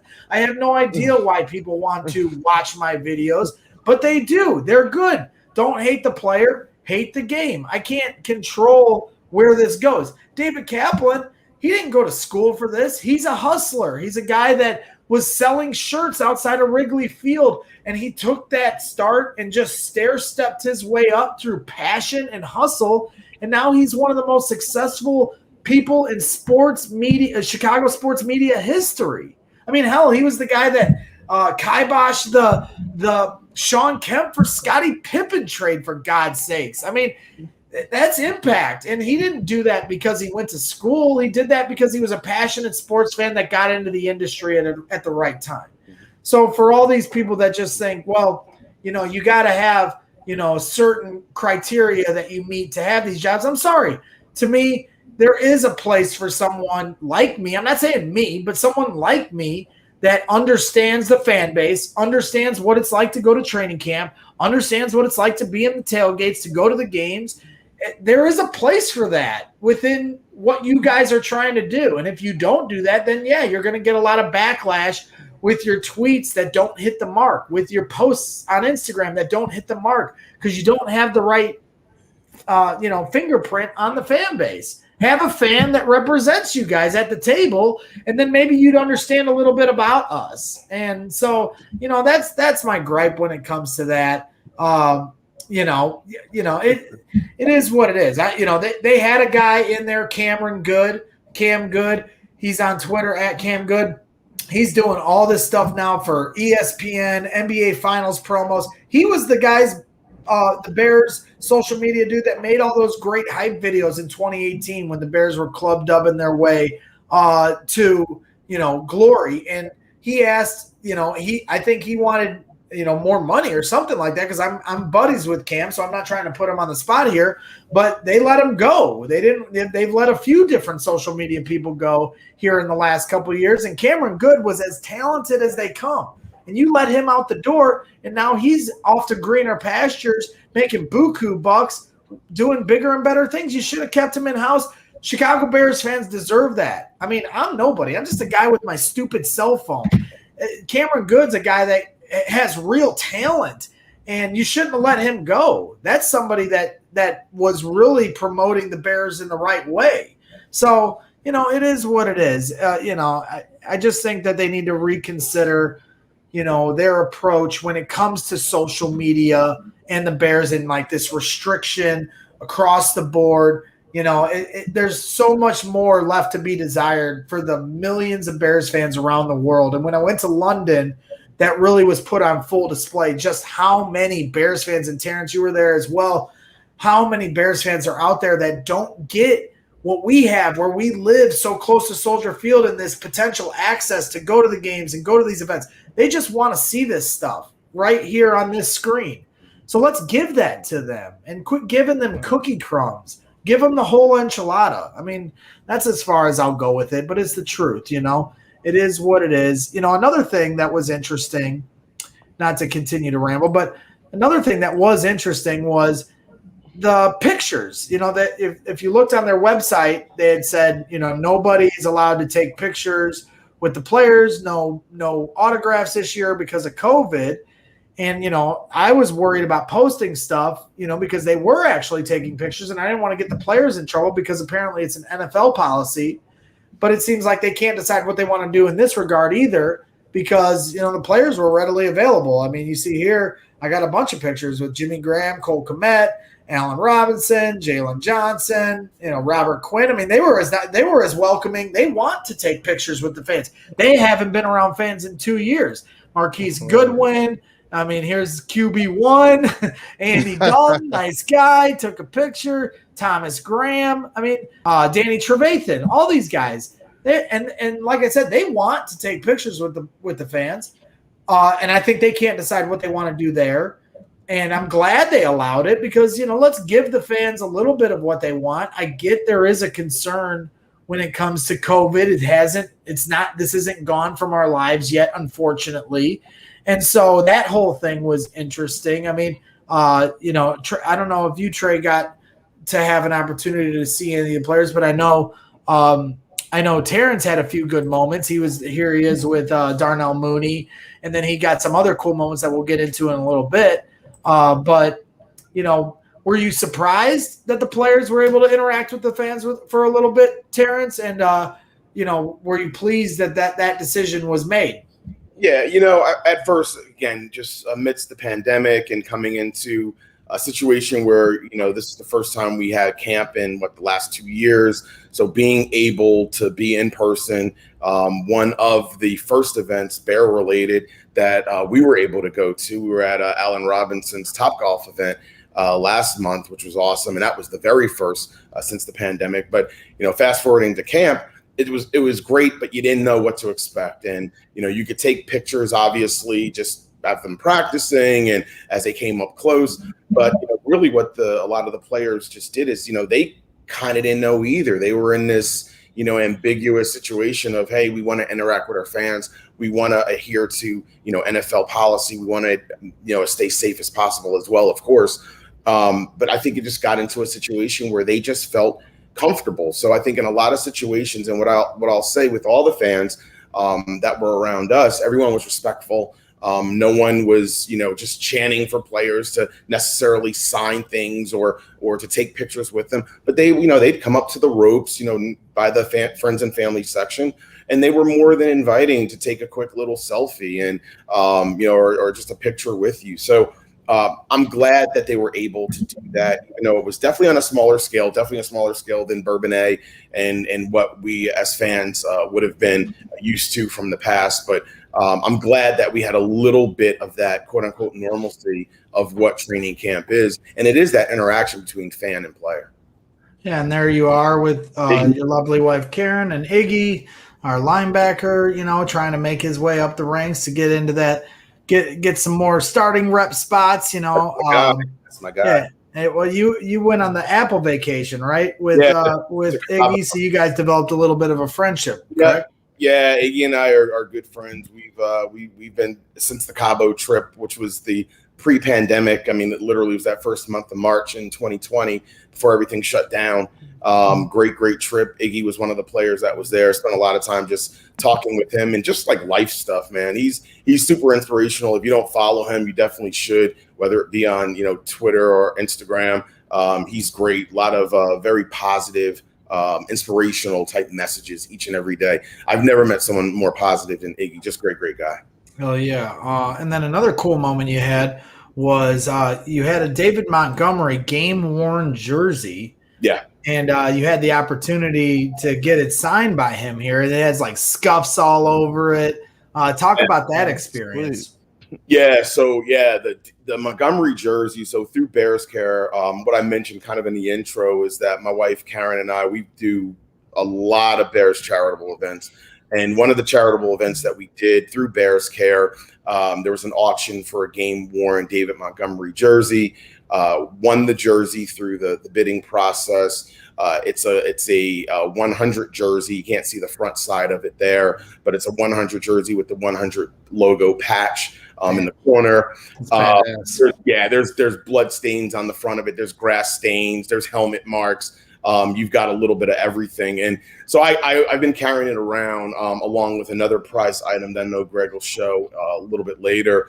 And it's one of those things where I was like, I don't know when I'm going to have the opportunity to have David Montgomery sign this, because again, pre-pandemic, there would have been, whether it be the Bears Care Gala or some other event, I would have had it done. But now everything has changed. So I said, okay, I'm going to bring it to camp. Probably won't have the ability to have him sign it, but I'm going to take it, because guess what? If I don't have it, he definitely won't sign it, right? So I bring it, and he was running the jug machine. I know, Greg, you showed that picture before. I have that picture of him running the jug machine, which was awesome. Yeah. And so he's just spending a lot of time down in that end zone on one of the fields. I think that's field 2.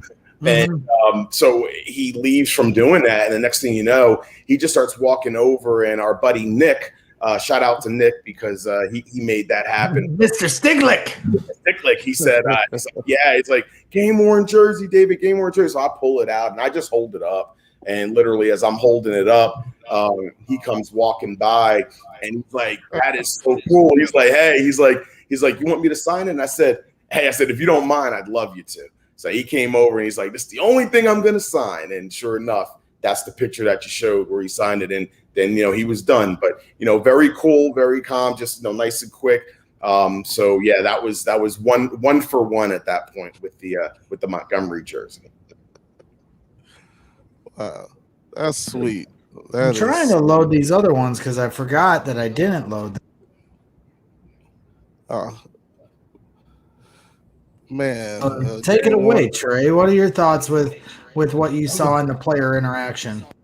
Oh, well, yeah, it was so good to see the players wanted to interact with the fans, and they were wanted to, and they were willing, and like you said, like it was kind of confusing. Like, do I kind of like but you can see the eagerness and excitement from a lot of them, and it's not like they were being standoffish. They definitely wanted the interaction, and that was good, So, I mean, it was just so confusing at the same time. Like all of this is new. Even the whole training camp experience is new. Like, and like I think once they are able to get more fans there, that's one of the big things that we're missing. But it felt like more of an intimate practice still. I mean, because you get to walk anywhere you want, like kind of in a sense. You didn't have any issue getting to a really good spot. I mean, like when I was the last of us to walk over there, and I'm walking over there like, wow, Justin Fields is literally 15 yards away from me. And it's like, it was great to get to have that experience like that. But at the same time, when you feel like you can walk around and swing your arms and not hit anybody, it's just that's how wide open the space was.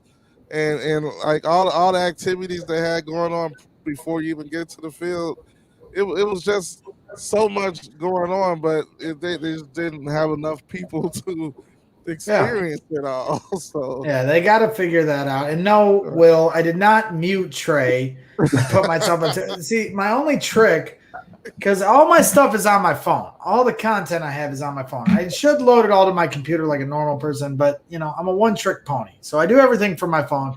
And so Terrence had shared along some of his stuff that he experienced at training camp, and I only loaded half of it because I forgot to load the other half.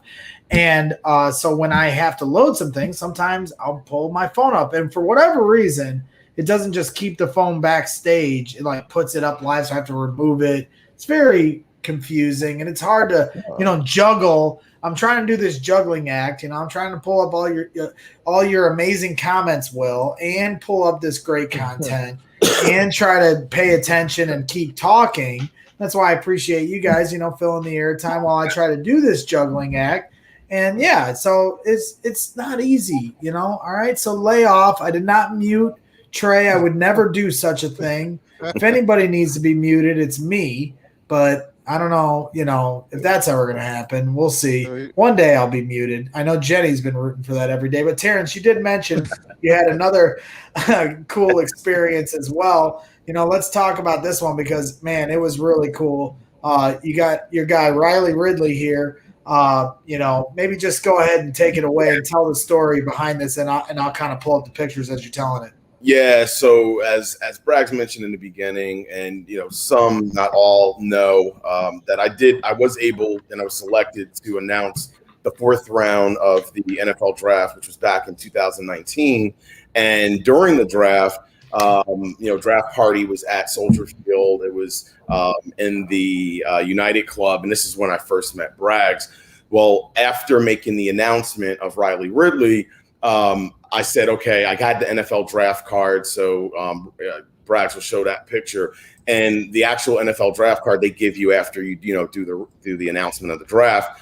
So I've been carrying that card, you can see on the screen now. I've been carrying that card around with me pretty much every Bears event, because I said, this is something that I got to have Riley sign this. And at some point, I know I'd run into him. But again, this is all pre-pandemic. So 2019, I make the announcement, and then boom, here we go. 2020, everything shuts down. 2021, slowly but surely, obviously picking up now, but the pandemic's still here. So I was able to, and I said, Bragg, I said, I have to have Riley Ridley sign this card. I said, this is something that I'm getting framed. I need to get it done. I got to meet him. So funny story to it was on Friday when we were there. The first thing that I see that Braggs has is he has a selfie taken with him and Riley Ridley. And I'm like, no, I told Trae, I said, of all the people, I'm like, dude, that's the dude that I need to see. I'm sitting up there in the stands with my wife, Karen, and Trae, and I'm just like, no, this can't be happening. So he was like the second guy out that day. Right, exactly. So, NFL players, all athletes, we're creatures of habit. So same time, same place, we know what they're going to do. So long story short, Saturday, I'm like, okay, I'm making this happen. It's going to happen. So Karen, I got to give her kudos on this. My beautiful wife, she's the one who first told me, she's like, look, you need to have that video up of when you announced the draft. So that way when you could call him over and you could show him the video. So Karen, actually, she yelled Riley Ridley's name out. He was close to the end zone of where we were standing in the friends and family section. Riley comes over because she's like, hey, this is the guy that, did your announcement on your draft pick. And he's like, no way. So he comes over. I have the video queued up that you can see now. I play the video for him. He loved it. He was like, the first thing he said to me, which was amazing, he's like, dude, I've been trying to find you for the longest time now. And I'm like, dude, I've been trying to find you for the longest time. The pandemic has just gotten us stuck. And he started laughing. So I showed him the card. I gave him a little bit about my story, which is pretty cool because, again, we have a house outside of Atlanta, Georgia.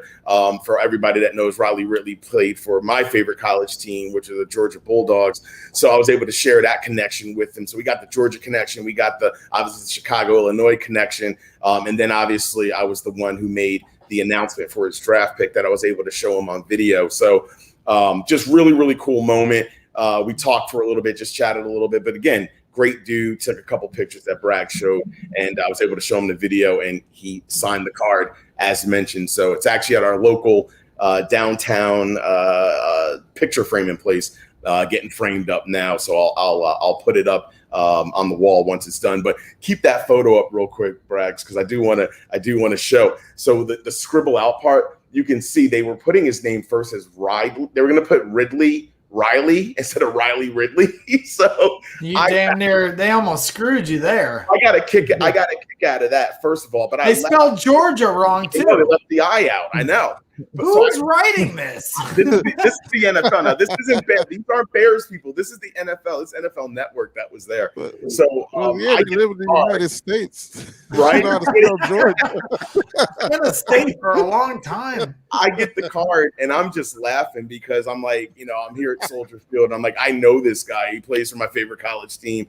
I was like, I know it's Riley Ridley, but they were like, oh yeah, I'm sorry, we put the Ridley first. I was like, no, I know it's Riley Ridley. I got it. So yeah. With the 126th pick in the 2019 NFL Draft, the Chicago Bears select Ridley Riley, wide receiver, Georgia. Right.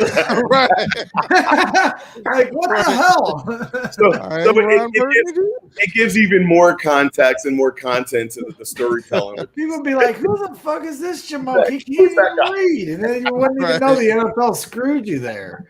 Yeah, he would have been looking for you for another reason. Like, yeah, I've been looking for you. I've been looking. Oh my goodness! You reversed my name.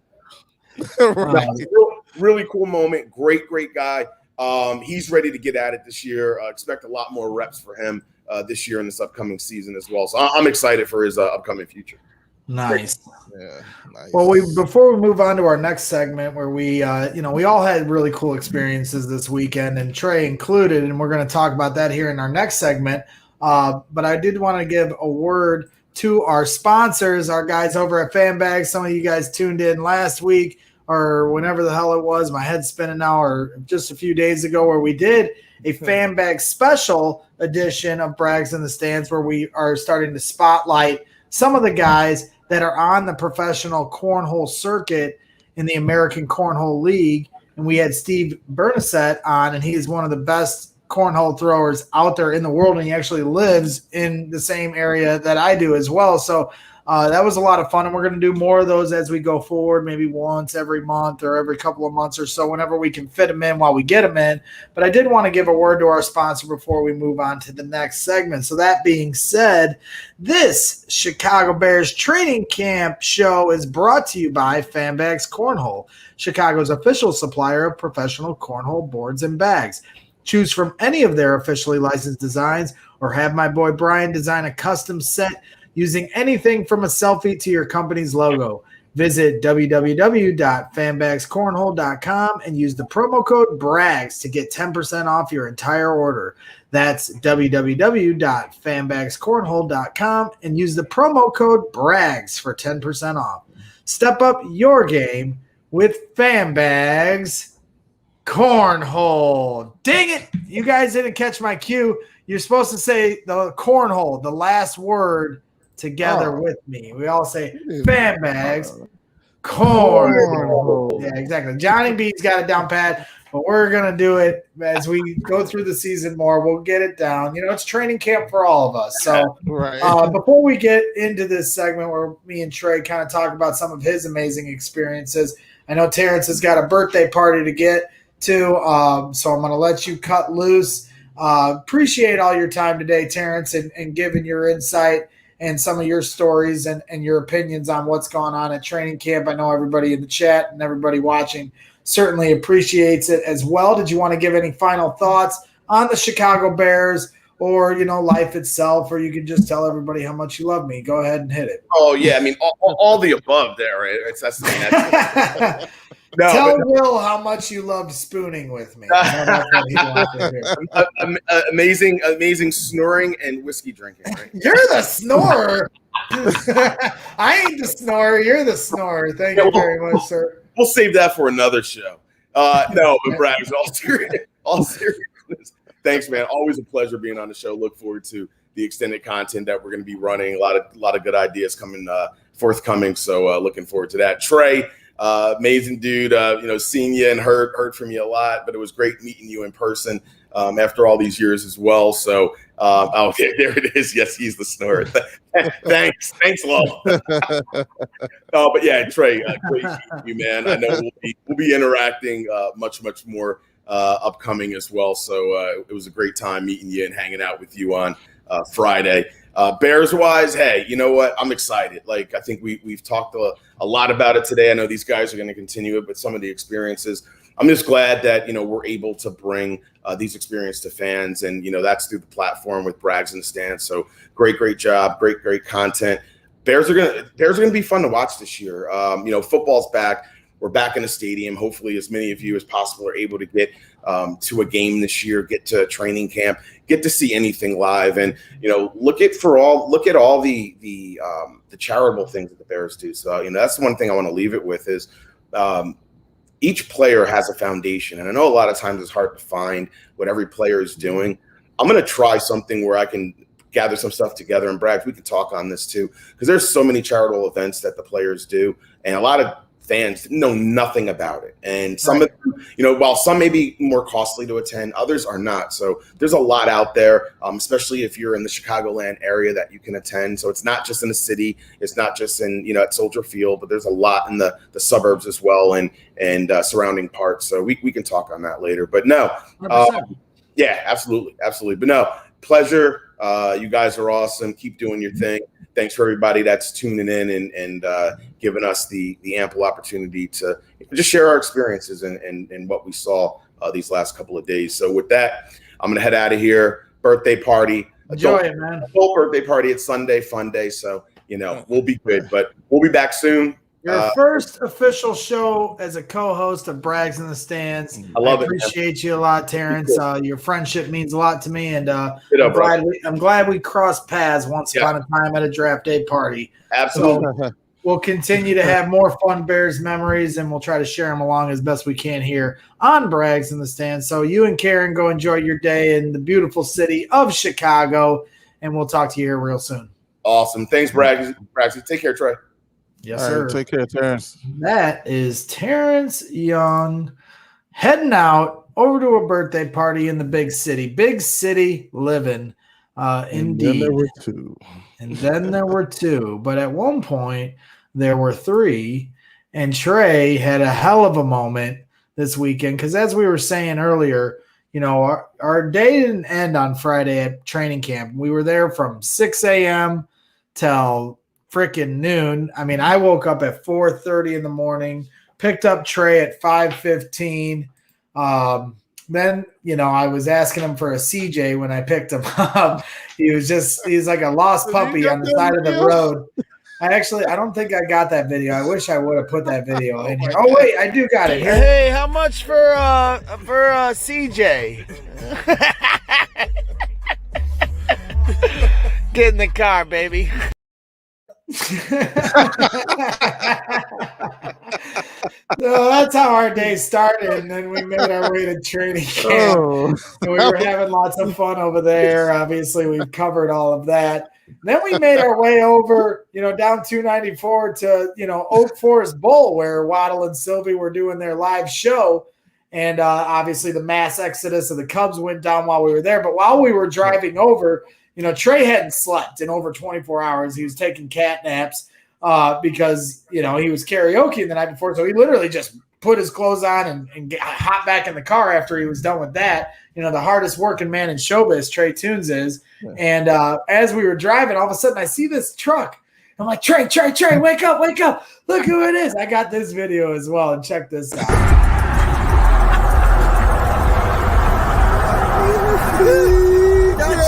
Turn the camera.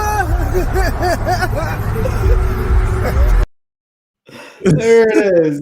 We were like Travis Wacker driving the ESPN 1000 truck over to the Oak Forest Bowl. He's calling us paparazzi.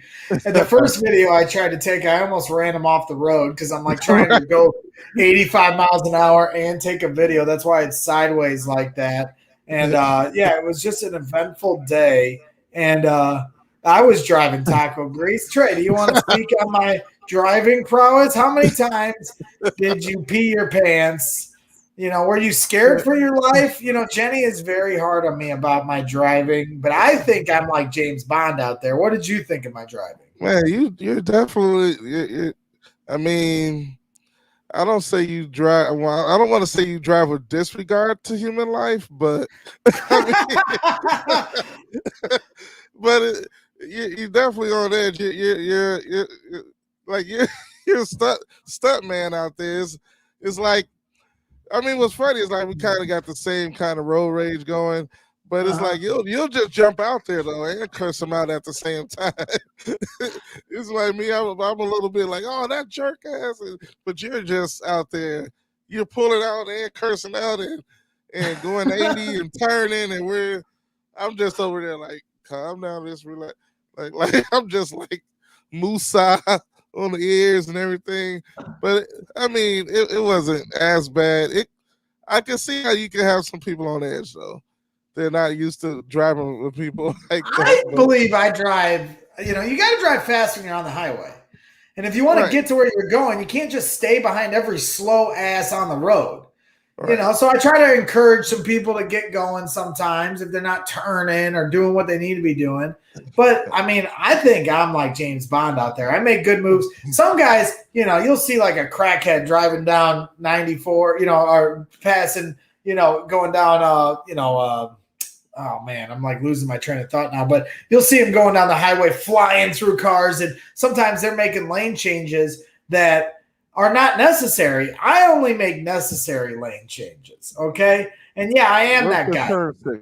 I am that guy, Taco Grease. I was saying that all week at work one week. I was like, you're not that guy. You're not that guy. But I am that guy. I'm a great driver. Jenny just got home, and she'll speak to it because I saved her life, thank you very much, earlier this year. We were driving – exactly. I am fast but safe. We were driving to Wrigley one day, and I'm checking all – I'm like – I got like quarterback vision. You know, my QB awareness on Madden would be 100 if you did it on ratings for driving in a car. I know where all the cars around me are. I'm checking all my sides behind. When like a traffic jam comes up, like when I was driving Jenny and our friends to Wrigley one time, this car was coming up and there was a really bad traffic jam and there was an accident. And I knew behind me the guy was going just as fast as me, but not paying attention. And I heard him like, "Arr!" And he was getting ready to slam into us. And I made this fucking James Bond move like no other, getting into the lane to the right. And it was a traffic jam. So like for me to change lanes was a risky move because there wasn't that much room for cars to be changing lanes. And I did it in a split-second instant, checking the car in front of me, knowing that I had enough stopping distance, but the guy behind me did not. Pulled over, got over to the right lane, and this guy was like swerving and finally came to a halt and actually didn't hit the car ahead of me, and he should have. And I saved all of our lives that day. So, no, I am not sleeping. Derek Muccio. We should have got exactly how to pronounce Muccio. Derek Muccio. What do you think it is, Trey? Like Muccio. Muccio. Is it Muccio or Muccio? Muccio. And that's when we finally arrived at Oak Forest Bowl, and we saw Waddle and Sylvie, and we were messing with them a little bit. And that was another cool moment for us because, Trey and I, all of a sudden this guy Derek walks up, and he introduces himself. It's D. Muccio. There he is, and he's got a Waddle shirt. And he had just gotten it signed by Waddle and Sylvie, and he's a really nice guy. He was there with his son, Grayson, and they went inside at one point and played bowling, but they asked Trey and I for our autographs, which I was totally floored by. I'd never been asked for an autograph in my life. And there's Derek Muccio asking us to sign this shirt that has Waddle's signature and Sylvie and a few others on it. And there's Trey. Trey was trying to figure out how to sign. He was literally asking Derek how he should sign his name. Like, dude, it's your autograph, Trey. Yeah, when's the last time anybody wrote anything down? Like, I haven't. Like, it's like I forgot how to write with the phones and the typing and all that stuff.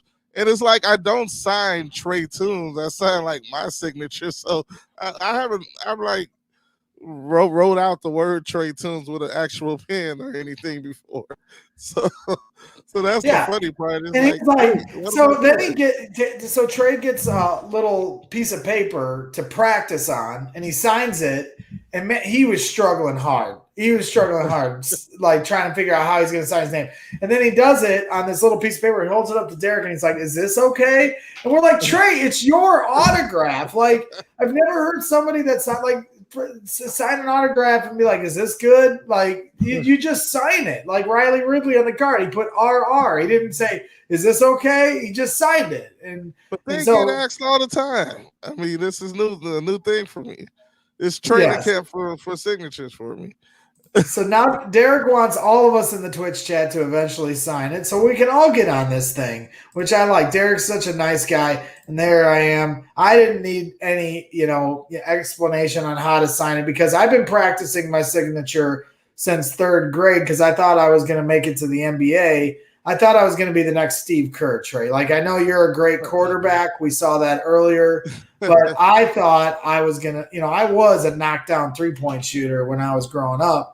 I've kind of lost that ability as we've gotten older. I've forgotten how to do it. But I used to be a knockdown three-baller, and I thought I was going to be the next Steve Kerr. That didn't work out. But I did, perfect my signature just in case anybody ever did draft me. So here's Derek here, Derek Muccio. For those of you that don't have the face to the name in the chat, there he is in all his glory, holding up his Waddle shirt. You can see Trae Tunes. Awesome. Where did you get that shirt from? It's a badass shirt. A few people were asking about it on Twitter as well. You see Trae Tunes autograph at the bottom of the shirt underneath Tom Waddle. And then you see Waddle's signature and Sylvie's, and I'm not sure who the other one is. It's either J.R. Strauss or Travis, I'd imagine. And it was really cool to meet him. And it was, that was just a, humbling moment. It was like, who would ever think that they'd be asking for an autograph? But like Derek said, now he wants everybody in the Twitch chat to sign it, because, Derek says that is JR's autograph. Yeah, JR was there working hard. Oh, yeah, JR is super cool, man. JR is definitely super cool. Here is JR and Travis. Travis didn't die when I almost ran him off the road. I was threatening Travis's life the whole day because I wanted to win the cooler that they were giving away. And if he kept telling him if he didn't pull my name that I was going to officially run him off the road. But no, I ended up not doing that. And they are really nice guys. Hanging out with them all day was a lot of fun. JR, I haven't gotten to know as well as some of the other guys. And I was just blown away at how friendly he was. They're in the elements.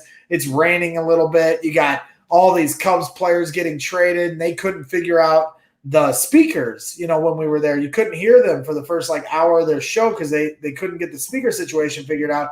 And JR and Travis were working really hard to get that rectified, and eventually they did get it figured out. And while all that's going on, they're being as nice as they can to all the fans that are there. So I can't speak enough about the ESPN 1000 team that day. They did a fantastic job. Obviously, Waddle and Sylvie were doing their thing, and and then of course Trae, you had your shining moment, in the flesh, on the stands. It was cool to be there with you for it, and the ESPN 1000 fam. Or fan cam. I mean, how did it go? What was the hashtag? ESPN hashtag ESPN 1000 fan camp. That's right. Yeah. Yeah. So that's how you entered it. Yeah. Go ahead and you explain it, Trey. I've been talking too much. Will's gonna lose his mind if I keep babbling. So, he's gonna call in at some point. So they're like, yo, anybody who is in training camp, you have to have be in the lottery to get a ticket and everything. So they said the people that do make it, they have a contest going on. You hashtag ESPN fan camp. While you're there, let us know what's going on. Kind of be the reporter for ESPN. So I was like, oh crap, I'm actually going this Friday. So thanks to Braggs, appreciate the invite. And so we're out there, and camp is awesome. And I'm making sure I hashtag ESPN fan camp and a lot of the pictures and activities I was involved in. And what's crazy is my phone died, not too long after. So Chris Black actually reached out to me on Twitter. Was like, hey, Trae, we saw you at training camp. Do you want to be the reporter for today? And I didn't see the message at all. So, but we're at the remote. So then when JR comes up to me and asks me to come on, I'm like actually go up there and talk. He's like, yeah, man, you were there at training camp. And I'm like, yeah, I love to. And they set it up. I got on a headset and everything. And I'm like, wow, are you kidding me? I couldn't believe it. I mean, what a day. I go to training camp for the first time. Everything went, it was like the perfect day. I mean, I was tired as all hell, but it was an amazing day. I was running off fumes, but it was one of the best days of my life, literally. I mean, just from the crack of dawn all the way up until, I got on and did a show afterwards, and, just meeting Terence and Kara. I mean, it was awesome. It was an awesome day. And I don't know how you mustered up the energy to do a show afterwards. You're absolutely insane when it comes to that. What's funny, I got to go back and rewatch because I literally fell asleep 3 times. I woke up I was like, what? And I was still talking. I was like, what was I just saying? So I got to go back and look at that part because I literally was just saying stuff. I was like, what? I gotta go back and hear what I said. I don't, because I have no idea what I said. But the interview was awesome. I wasn't like, at first I thought I was going to be nervous, but I wasn't nervous. I was just excited. I was just like amped up, and I was just like, okay. Well, let's break it down, Trey, because I got it busted out into 3 parts. Let's break it down. The first part is real quick. It's just the intro where you guys, before you go live on the air, so you get to see a little bit of the behind the scenes action while JR is helping you get your ducks in a row. And then you also hear some funny comments from Waddle. So the first clip's only about 50 seconds. Why don't we watch that? Let the Twitchers see that, because on Twitch for Waddle and Sylvie's show, they didn't show you live, correct? Well, they didn't have the camera. I was like half of me. So they did have a camera on Waddle and Sylvie for the live show. I didn't check their Twitch while we were there. I wasn't sure if they just had the camera in the studio. Yeah, I looked at Twitch afterwards and saw that it was a camera. The funniest thing, I didn't see it there because I was looking in front of me. I didn't even see it that there was a camera, but they did have one. And what they probably need to do next time, I'm going to suggest it to TJ, just get a little ring light and put it around it.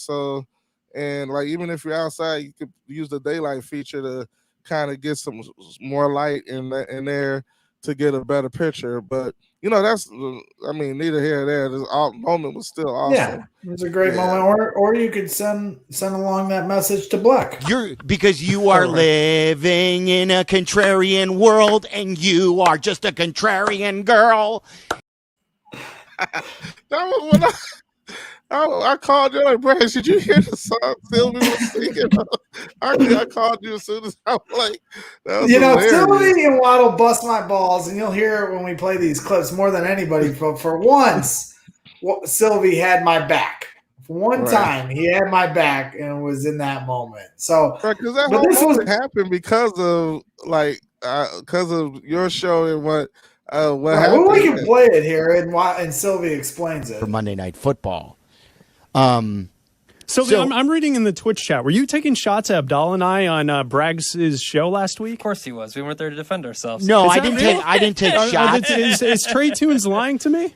I said that there are times that you guys do bits when you go. Braggs was asking me if you guys have a thing against them, and I'm like, they're fine with you. They're just sometimes they like to gang up and do their bits. Okay. That's the way I perceive. I believe, like, if I would do a parody song for you, Black, it would be to Madonna's Material World.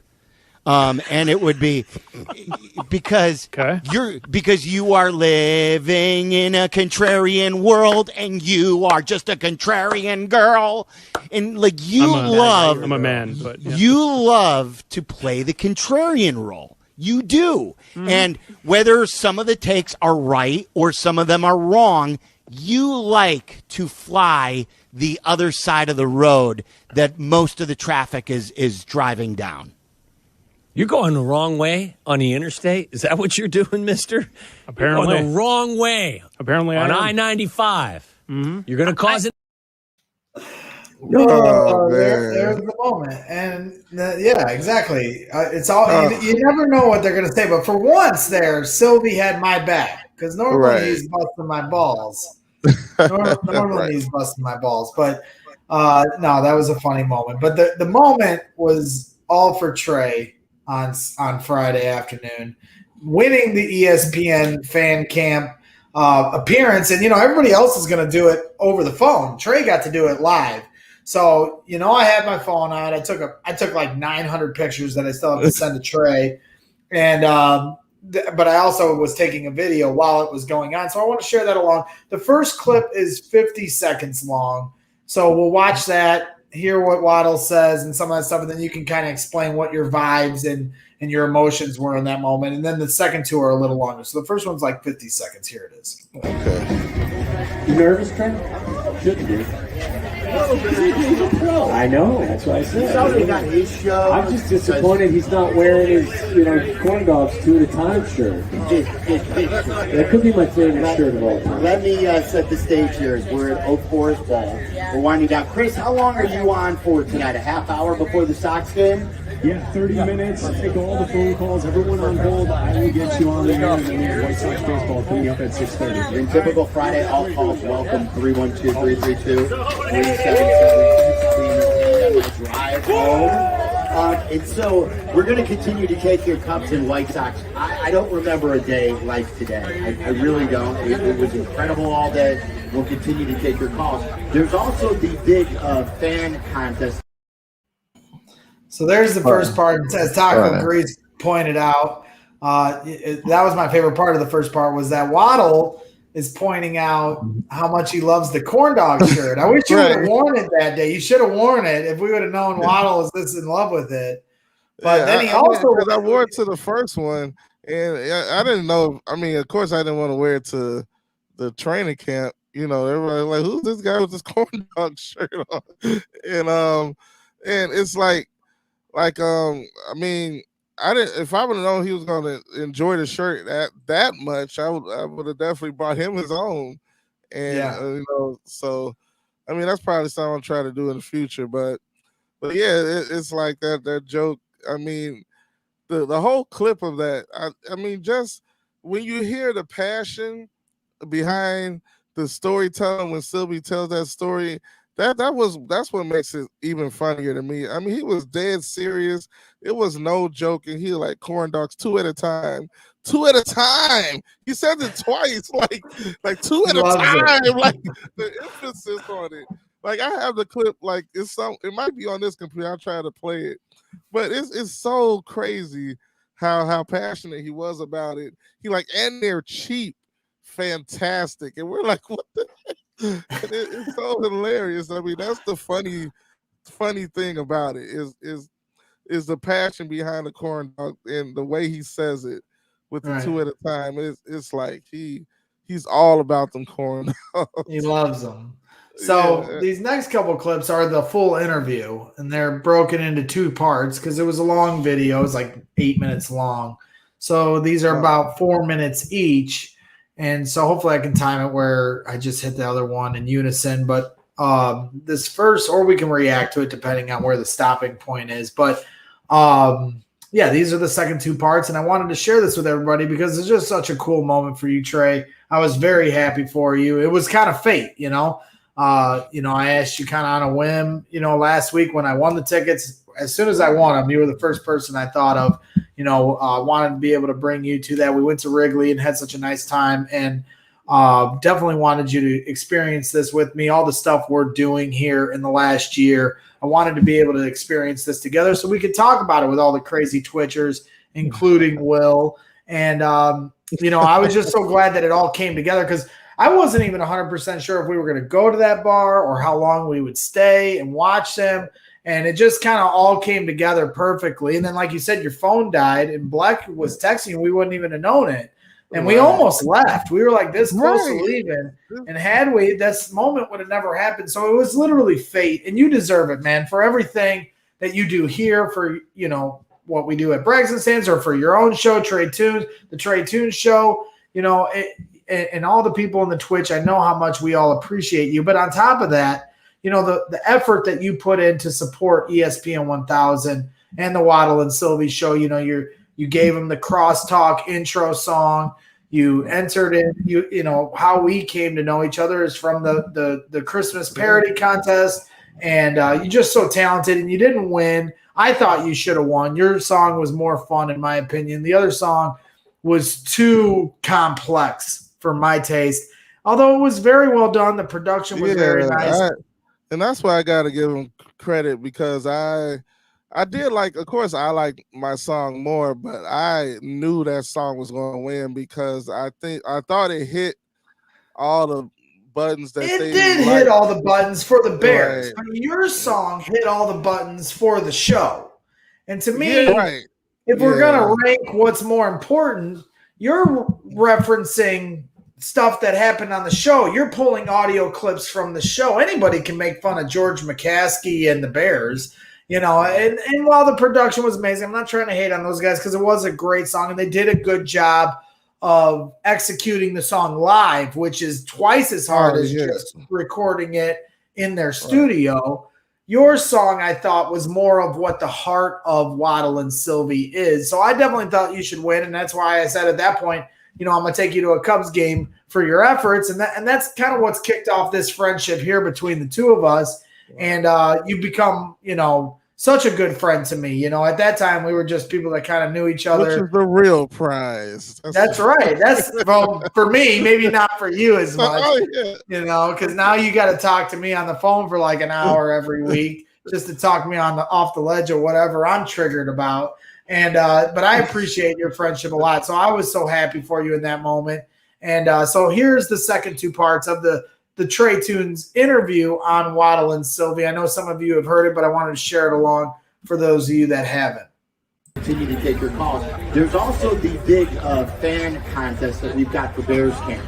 So this year, they're having training camp up at Halas Hall. This was supposed to be last year's too, but because of the pandemic, no fans could go. I hear they've done a nice job setting it up. And 1,000 fans this year are being limited to seeing every practice, and that's a big number for us, ESPN 1,000. So of the 1,000 fans, we are asking for one fan who is there. If you have tickets and you are there at Bears practice, we want you to tweet us using that hashtag ESPN Fan Camp. ESPN Fan Camp. Braggs is here right now. Yeah. This is really something, an idea that Braggs back in the day was just a fan before he got into the business. Let me tell you, he's a big star now, forgetting about us. A big pain in the ass. And, he would be a guy who would be in the stands at the show. Mitch is great! Mitch is great! Mitch is great! Give me a hug, Mitch. Give me a hug. I'm the only one who believes in you. No, why aren't you playing, Mitch? So anyway, he's a big fan, and he started sending us videos. And he would come out and he's like, hey, I was in the stands. This is what happened at Bears practice. And we're like, this is a really good idea. Yeah. Besides JD, besides Dan Weeder, let's give the voice to some of the fans who go, we always do that anyway. But let's make a contest out of this. Let's hashtag it ESPN Fan Camp. When you're there, send us a picture. And you could be on the air with us. And of all the qualifiers over the 11 practices for the days that we're on the air with our shows, of those 11, we'll pick one. You'll get opening day tickets to the home open. Against the Bengals. Right. It's going to be big.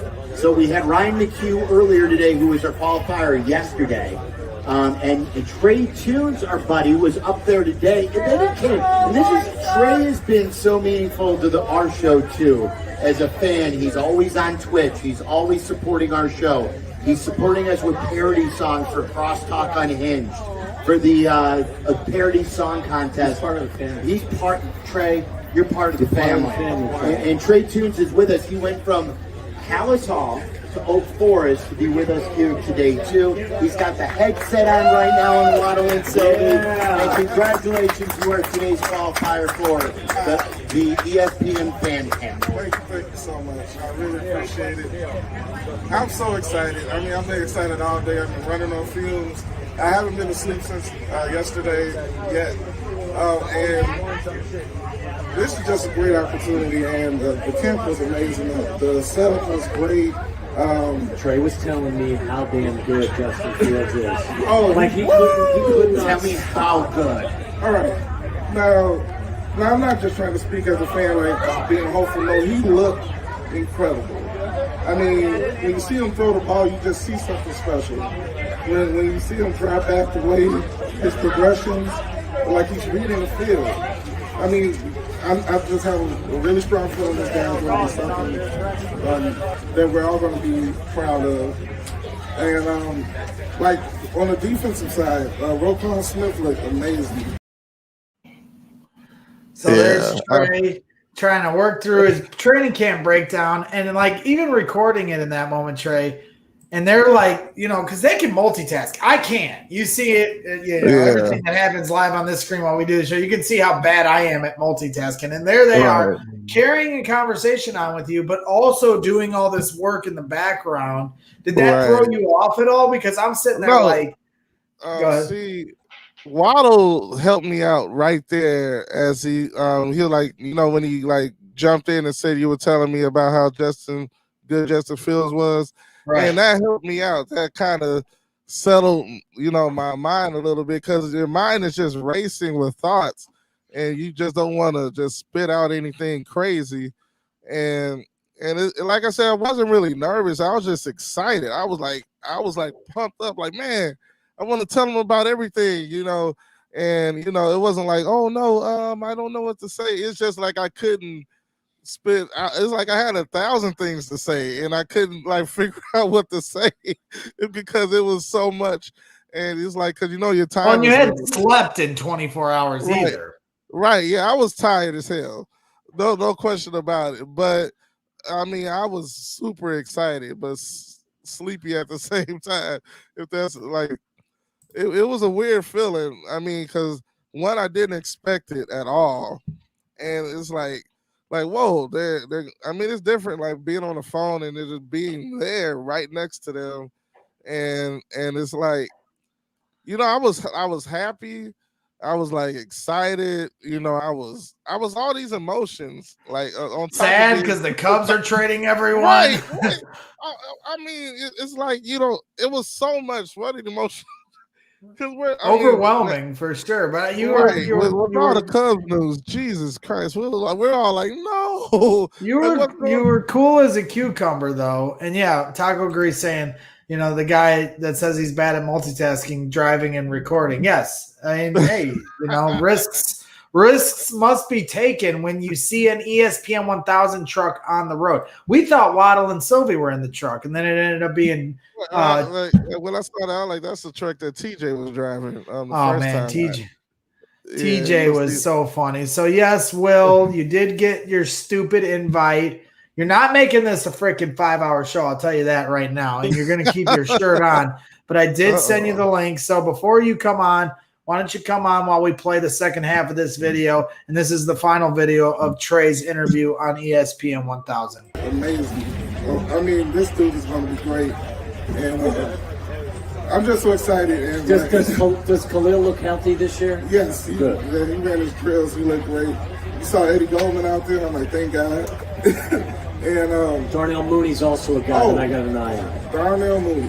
Man, talk about pure speed. Yeah. Speed and route running. He's got a shake to him running routes that is really impressive, especially for a young man. Right, and like he had a move on Jalen Johnson and was open. Unfortunately, it was overthrown by Dalton. But I mean, just to see that happen, and like Nick Foles threw a nice bomb to Allen Robinson. You just saw, of course, the defense was a few steps ahead of the offense, which you expect in the early practices. But other than that, Justin Fields looked amazing. Just seeing like, okay, this guy's a rookie, and just to see him break down, like the pump fakes and the zip. You know, like when you used to watch Michael Vick go by. I was going to say just like that. Well, it's funny because I used to have the argument with Greg every now and again. I'm like, dude, he looks like an athlete who never really, he was the best athlete, so they just made him play quarterback, and he doesn't really understand the position. Justin, when you watch him, it's the opposite. Right? He looked like he was born to play that. Right. He just looks like he belongs. And it's not just the fans that are thrilled. You can see it in the players. You can see everybody moving around. Everybody's excited. You know, they're responding. I mean, it was a great setup. I was going to ask you, like, how did the Bears treat you guys as fans? Corn dogs, 2 at a time. Oh, yeah. That's the best part. The DJs out there are playing music. They have like a 360 camera, like a lot of free stuff, face painting. It was a lot of good things out there, and it just was unfortunate. I know, just not as it wasn't as packed as you thought it would be, but it's the first couple of days. So they're still like working out the kinks, trying to get the whole lottery thing. But you can tell it's going to be great. All right. Trae, thank you for your support. Thank you for doing this for us today. Again, the hashtag is ESPN Fan Camp. Be like Trae, be like Ryan. Tweet us when you're at Bears camp. Send us a picture. Tell us what you're seeing. Chris Black, Adam Abdallah. We'll look at all the hashtags, and they'll pick one winner that day. and now you're in the hopper for opening day tickets against the Bengals. By the way, the 5 o'clock hour brought to you by your Chicagoland Acura dealers. Visit your Chicagoland and Northwest Indiana Acura dealer today to learn more about the all-new Acura TLR. All right, they always say to this, guys, they always say, Waddle, Sylvie, why don't you guys ever come to the South Side? Why don't you guys ever come out to the South Side? We came to Oak Forest today. You guys came out as well. But give yourselves a hand because everyone in Oak Forest knows we've never been better. 6 great people over here. It was great to see everybody today. And I believe we'll be announcing this next week where we're going to be next. I think that's happening in 2 weeks. Miller Time, thank you to Miller Lite. They continue to support us. Say it, Sylvie. Go Sox. Say it. Good luck to the White Sox. A lot to be excited about. Fred Kimbrell is a member of the White Sox. Ryan Tepera and Hernandez, their new shortstop, Cesar Hernandez. The Cubs, they got rid of everybody today. It is going to be an incredible next several weeks right here on your home for the White Sox. ESPN 1000. Amen. Great work by Sean Davis back at the studio with Chris Black.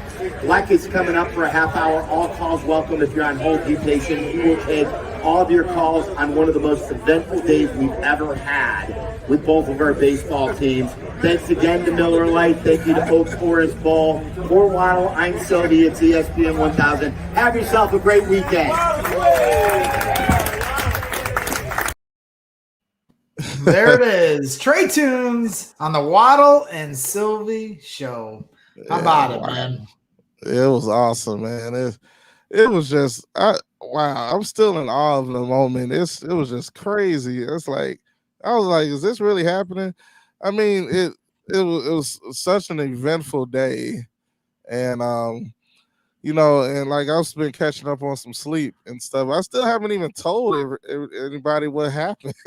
You know, I haven't had a chance to like tell my friend, like my other friends and stuff. And I'm glad. I'm surprised you didn't fall asleep like halfway through the like the guy in Big Daddy. It's like, hey, I'll get you a egg, hot or sausage, egg, and cheese if you fall asleep.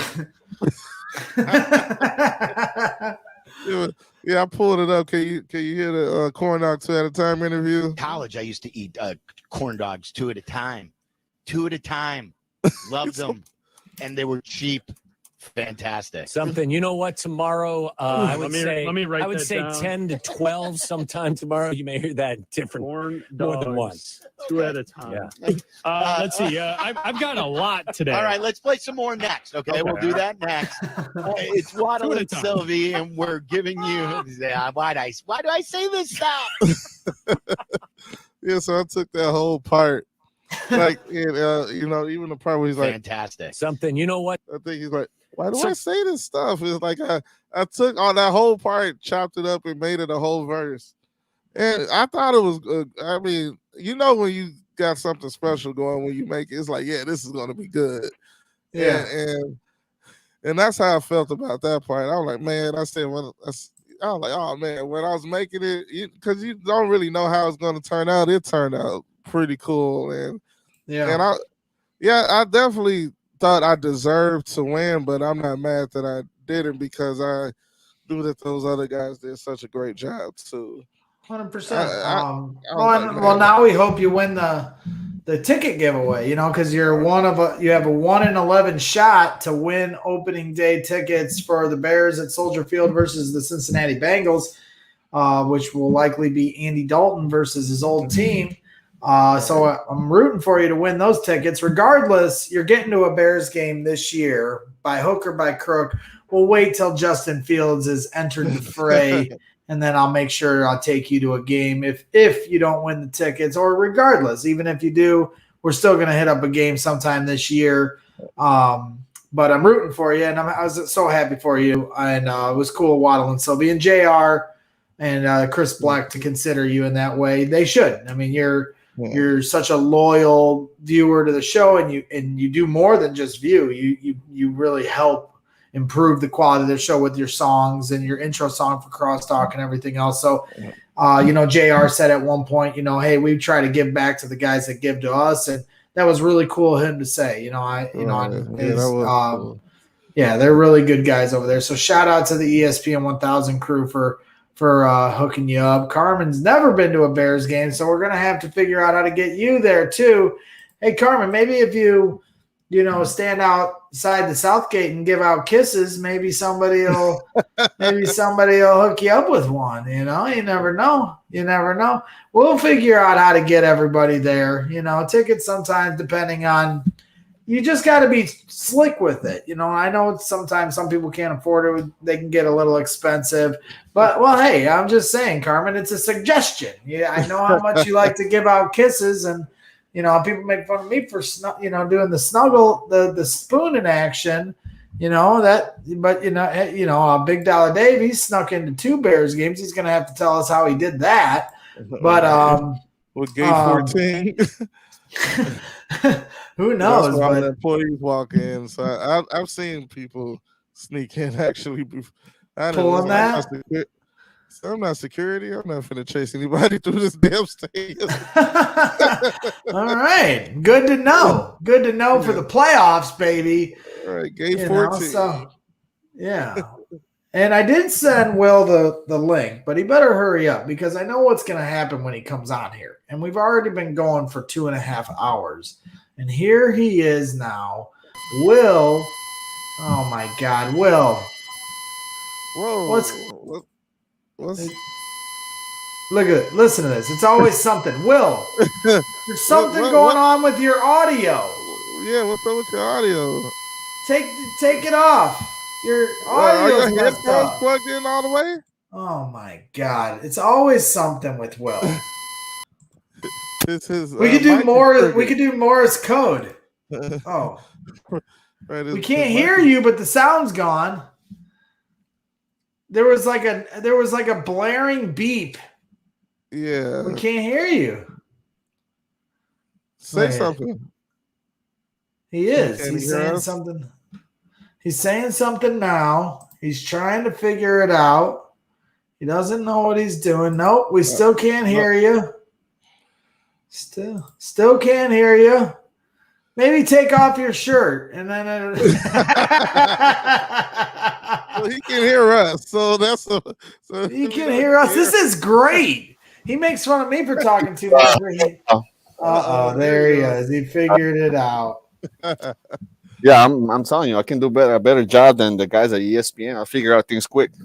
Oh, you're good. You're good. You're good. Shots fired. Pew pew pew. Put in the screen, the 3 of us, man. I want to see you guys too. Oh, you got it. You got it, buddy boy. Yeah. You got it. Like honestly, right now, I just like calling to. I'm really happy for my boy Trae. Really, really happy that and I've been trolling Sylvie a lot about giving him shit. To the point that Trae was like, Will, it's okay. I think I still have a shot. Pick your battles, Will. Pick your battles. So I like you weren't here in the show, but I was actually, and that shows that Sylvie was listening to the show, Trae, because he said before you went on, when they were interviewing, they said because I think Waddle said, "Are you nervous?" And then Sylvia's like, no, he's not nervous. He's got his own show and everything, Right, yeah. Like he's there. You know what I'm saying? So I think that should have clicked in your mind saying like, you know what I mean? So like he listens. Sylvia's a good guy. Yeah. I made peace with him. Go ahead. I made peace with him. I sent him a message. I said, okay, Sylvie, I'm on your side now. Thank you for having both of you guys, Braggs and everything. So I'm really happy for you. I couldn't drink Friday with all the news for the Cubs, which is devastating because my whole bar is Cubs stuff. I have Rizzo, I have Schwarber, everything there. But bias, and it was really it hit me really bad. I was sad the whole day. Couldn't really drink. So the next, because I had to go coach yesterday, and I coached today in the morning, some soccer. And I'm like, right now, man, I'm celebrating right here, Trae. I think the doors open up for you. Braggs, the same thing for you. You did an amazing job I follow you. I know I'll give you shit because that's all we do in the chat, bro. We just give you shit. I'm That's sure right. people are talking shit about me right now, so whatever. if not, it's cool. That's what the chat is about, you know. Let's keep it live, entertain. You know, It's all love. You know, I was listening to all the stuff that you were doing, and I was watching in Twitter the stuff that you were posting, and it was pretty awesome that you did that. I was in my wheelhouse. What happened? I was there, and I'm looking at my phone because Bragg's coverage of training camp is so good. I'm like, I'm here, and I'm over here watching, and I'm reading all of the comments. I mean, he was so on top of it, man.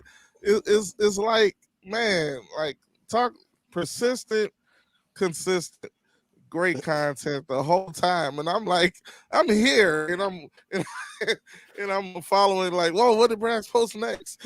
instead of watching, I thought it was so funny. You were looking like a real football player too when you were in the 360 camera. You know, you were you were like.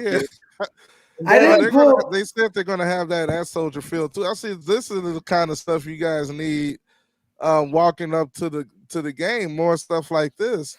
And they're like, yeah, we're going to be at the games now.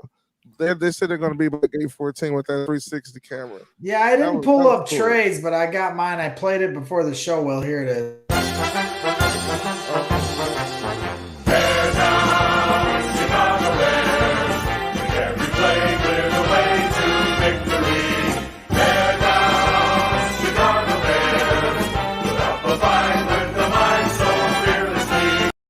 And I bet you couldn't throw that football through that hole. I could have done it, bro. You know. You want to break it down? That's your aim right there, bro. That's your hand right there. Experience right back here. Oh no! Oh, sorry. We're sorry. Terrence, you better redeem it. I'm doing this within my with the. Oh, sorry, sir. The wind! Get in there! Dang. You had it. You had it. Let's go, Trae. Moment of truth. Oh my goodness gracious, Trae! Oh my goodness. One last try. Oh, we got a new quarterback. No! That'll be on. There it is. I'm right there, bro. Because I used to throw very well, and I'm not just saying that. I haven't thrown the football in like literally a decade. I feel like we're hearing a lot of fables here from Trae. Will, you know, he says he was a great quarterback. He says he's a great dancer. And I'm sorry, like they're giving Leno way too much grief. Trae, I love Trae. I realize I have to stop wearing that shirt because every time I wear that shirt, something crazy happens. Trey was dancing like Eileen. You know the guy Eileen. What's Eileen from Seinfeld?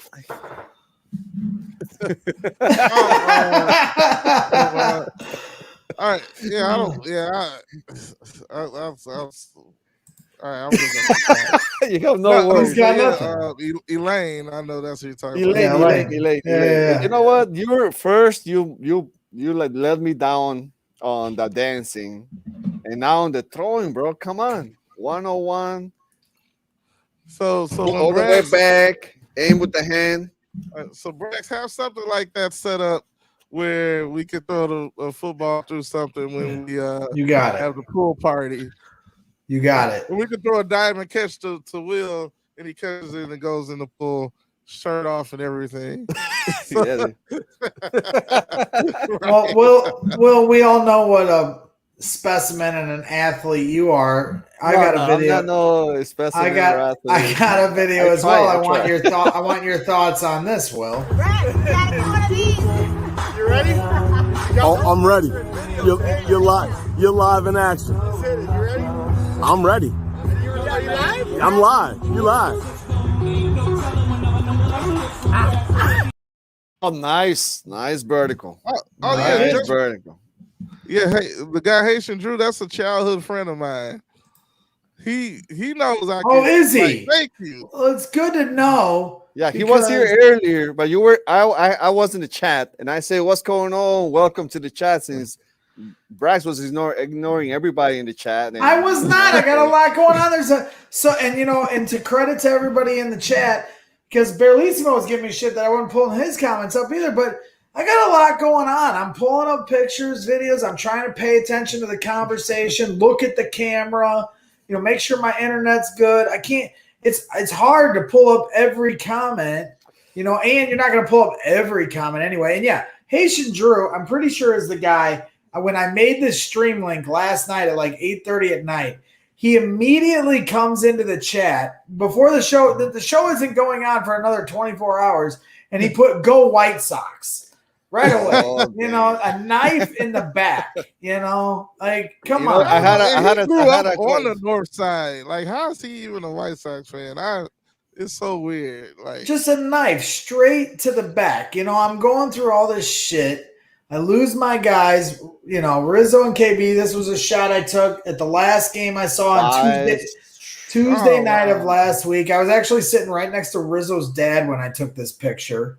These are my guys. Chris Bryant is my favorite Chicago Cub of all time. And to me it's Rizzo, bro. To me it's Rizzo. For me it's KB. And so what, Haitian Drew? So you should be nicer. I agree, Jimbo Slice. It is mean. I mean, look at this. Look how happy I was in this moment, and then you got to knife me in the back, with my, with the White Sox crap. Like, stay out of Cubs business. All right. I had to send a message to Chris and Abdallah. I was like, dude, the dagger is already to the heart, man. You don't need to losing Javi was tough. I didn't think they were going to do that, man. Took the news pretty hard. He was quiet for like an hour. I was, because I knew Rizzo and Bryant were going to go, but I was not prepared to let go of Javi. No, I knew Bryant was going to go for sure. Right.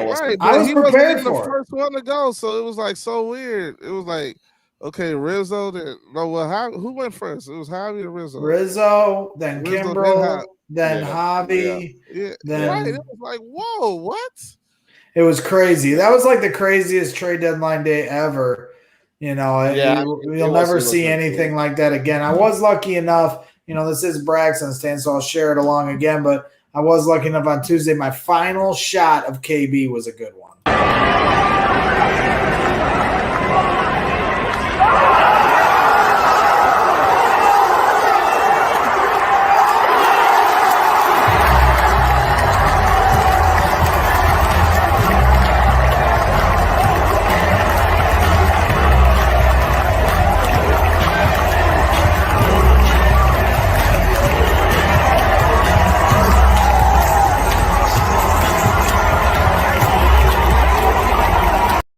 There it is, my final shot of KB in a Cubs uniform, and it was a good one. My favorite Chicago Cub of all time. It's tough. Yeah, I mean, you know what? And I was at a game there at the 2016 World Series. I was at the bleachers, and remember when they were playing the Braves, and I think that was their push to the World Series. That game was like, because they were losing and they were in, I think, one extra inning, and then KB hit a home run. That was amazing, So I give you that for you, but for me, Rizzo, man. For me, Rizzo. The thing about Rizzo is because he has actually, my wife actually has met him personally, and because he works with a lot of kids. The people doesn't know that he doesn't just donate for people with that have the cancer disease, but he also donates to a lot of people that have neurological problems or heart disease or any diseases for kids. He's right there. My wife works with kids, so he's an amazing dude, and maybe that's why I like him more than KB. Because, like the last guy that I was a fan of, that I became a really fan of the Cubs, was Sammy Sosa.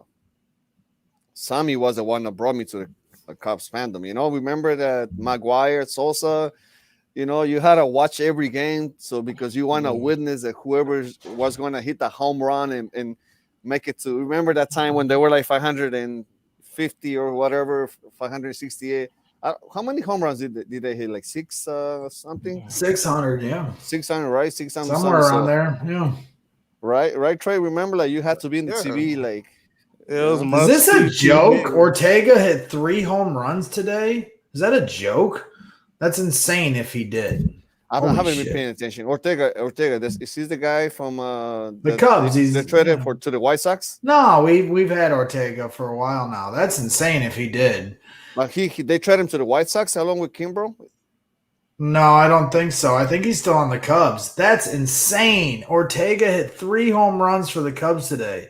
Oh, he's still in the Cubs. He's still in the Cubs. Yeah. Oh, okay. That's insane. Yeah. It's the start of a new era, folks. I know the Sox are down 1-0 against the Indians, so maybe you should worry about that, Haitian Drew. Especially Big Dollar Dave. Take that. Take that. It was a tough day in general, for sure. But it was nice to have the Bears, getting us over those woes. Trae, what did bring you to the Cubs side, Trae? I grew up like watching the Cubs, and they were just on. To be honest, I wasn't like when we grew up. Like, and of course, Haitian Drew can attest to this. We rode our bikes around everywhere, and we just played sports all day. We went to basketball courts. We rode our bikes. We grew up in Rogers Park. We played at Potawatomi Park. Used to drive the basketball courts in Skokie and stuff. And like sometimes like after school when we got home and turn on the TV and the Cubs were on, and you just watched it, until your mom said go do your homework and everything. It's like it was just on. So it's like that's how I used to just watch the Cubs like that. And I just started like rooting for them to win because mostly everything was about the Bulls at that time. Well, what player though? I think for you was probably Sammy as well, like, right? Sammy was certainly my guy. Really started to get into. That's why I want to bring on fucking Eddie from Eddie and Jobo. He follows me on Twitter. I follow him, so we've messaged a few times. I've talked about bringing him on the show, but I always remember riding the bus, listening to his Sammy Sosa when he played the parody song the year he was hitting 66 home runs. That's that. Sammy Sosa is the reason I'm a Cub fan for sure. Yeah, I was young, so I remember that time. And they need to bring him back to Wrigley. Enough of that crap too. I mean, remember they used to do the B Bash. I was too young to go to those B Bash. I think the last one was 99. Mm-hmm. Well, Faye's hitting the road, so let's all give her a farewell. Thanks for joining us. Thanks. Hey, Bye, girl. Thanks for joining us today, Faye. Hanging out for this, what is sure to be at least a 3-hour show now that Will's on. I'm just calling in here to congratulate my boy here, Trae. I'm so happy, like he got to be in the stage. That means that I had to lay off Sylvie when I call in. I can really do everything that I. You lay off someone? We'll see about that. No, dude, I'm with you. Yeah, but Sylvie called me out on it, so I had to. What did he say? What did he say when he called you out? He told me that I do dirty to everyone. He's getting to know you, huh? He's getting to know you. Everybody dirty. Will calls me before the fan bag show, like 5 minutes before the fan bag show, and he's giving me shit about all this stuff. I'm like, all right, Will, I gotta go. I got my show in a few minutes, and then he just I didn't even say that. Was like, you need to keep supporting Trae. I'm like, Will, I am. We literally work together every week. I was like, I talked to him on the phone. He's like, you need to keep helping Trae. I was like, I am, motherfucker. We talk on the phone an hour every week at least. What I was trying to say is that you got to do this show together, you guys, and not come over here. Also, don't forget to keep it entertained. You know what I mean? How am I doing today, Will? You're doing fantastic. You might have over talk a little bit today. Trey was like can't get right, one point Trey was kind of like sleeping, and remember that time when Trey's like this. So what do you think about your day, Trey? And then Trey was about to speak, and then you were like, yeah. So I saw. No, we're not just you have a lot to say, so I'm a talker. Well, and when I'm trying to coordinate how I'm going to segue the show, I haven't learned how to keep my words shorter. Like you watch Sylvie and Waddle while they were talking with Trae. Now that's what I mean by multitasking. They know how to segue. My segues are like these run-on sentences. You have to tell a whole story. Yeah. To come to one point. It's kind of like when my wife comes to work, from work, and she tries to tell me all these stories, and I'm okay. Yeah. So what? You're like, get to the point. Usually what I try to do is I try to give hints that I'm about to end my what I'm about to say, but you usually close it out with a compliment. Like you can say, "Oh, and that was one of the best things I've ever done, and it was just awesome." And it kind of gives the person that's listening a chance to say, "Okay, let me, respond to what they're about to say." So for me, I'm going to be like, and that's the end of that chapter. I got to do your Forrest Gump, and that's all I have to say about that. Come on. Lieutenant Dan, let's ice keep this cream. run going. If we're right there, go for it. Garrett, I think we're going to rent an apartment together. Yeah, I'm up for it. Come on over to St. John. We'll as long as Jericho's Braggs, only a couple miles away. As long as Braggs doesn't show up, all right? But see, this is look, and Thanks, I appreciate. Oh, dude, I can just picture you with your See wife. little Kev in the chat after Every time, every clip I have, Trae is in the chat, or little kid is in the chat talking his smack. Actually, I'm he over wonders here. why he got blocked. I'm gonna do a FaceTime with little Kev right here. Oh no! Oh, Here we go. Is it just gonna be of his calf and not his face? That was my calf. I was showing of my legs. The problem is I'm thinking when I go now and learn my lesson. I haven't been out in a while.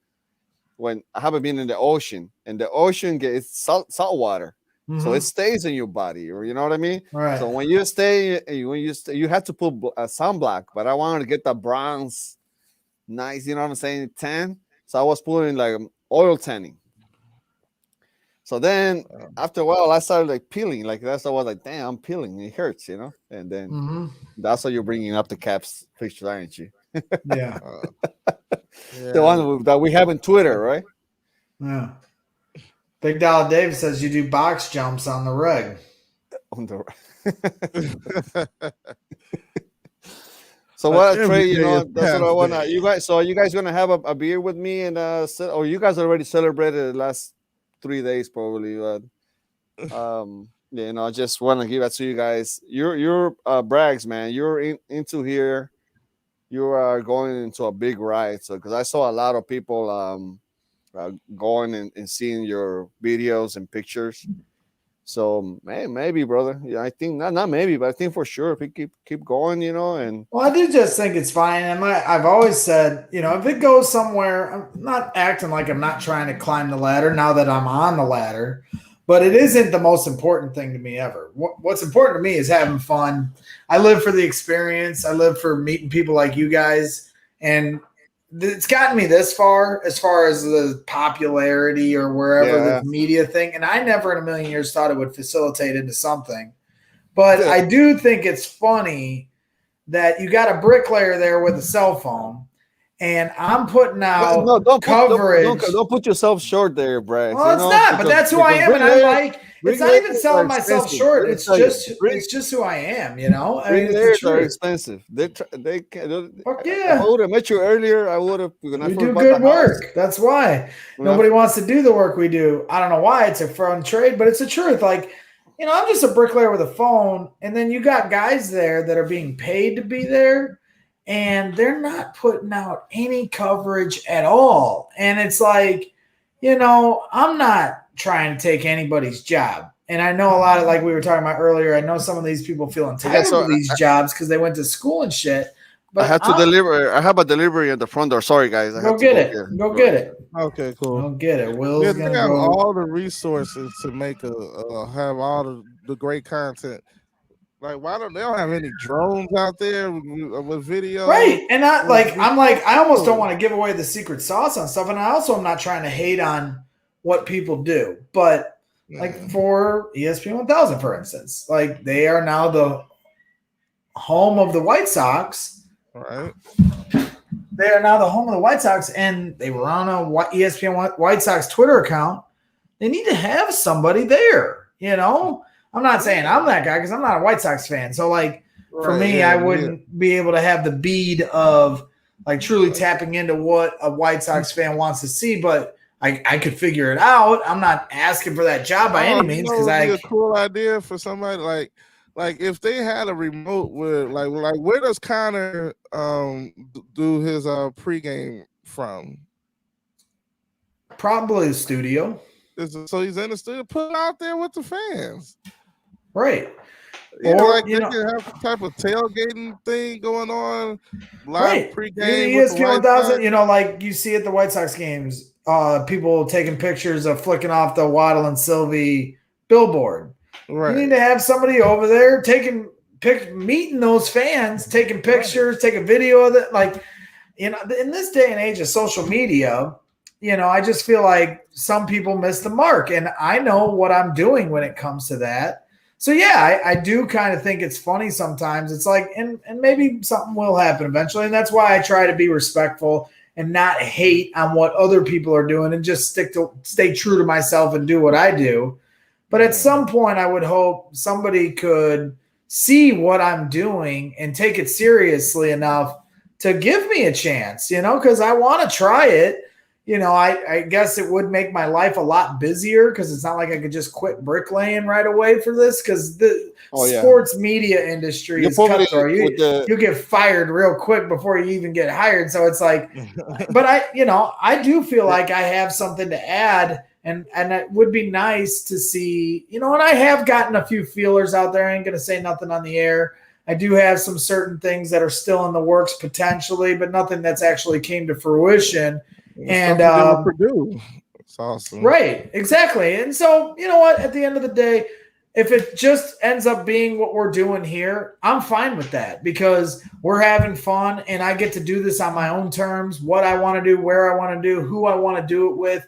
If you start working for somebody, then they're calling the shots and I like to call the shots. So, you know, there's a give and take to that. But yeah, it would be nice, you know, to see somebody, you know, that's up the higher up, you know, appreciate what I'm doing and take it seriously enough to maybe give me a shot, and I will keep grinding. How about you, Trae? What did you learn in your experience of like?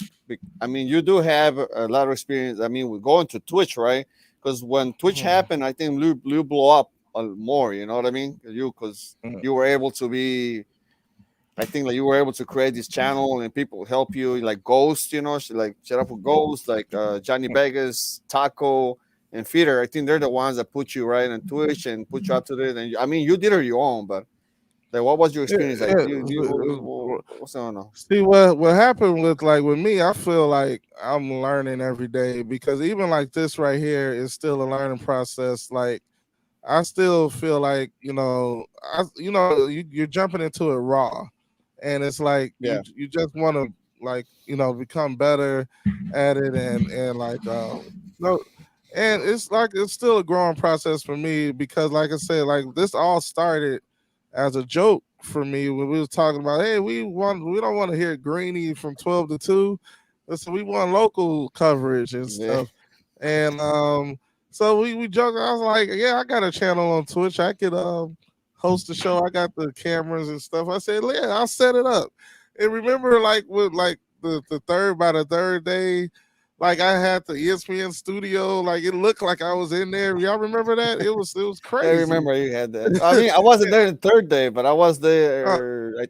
Johnny it looked like it was like, oh shit, is Trae in the studio? Like no, they was like, yeah, we appreciate the fandom, but yeah, we gotta take that down because it looks like let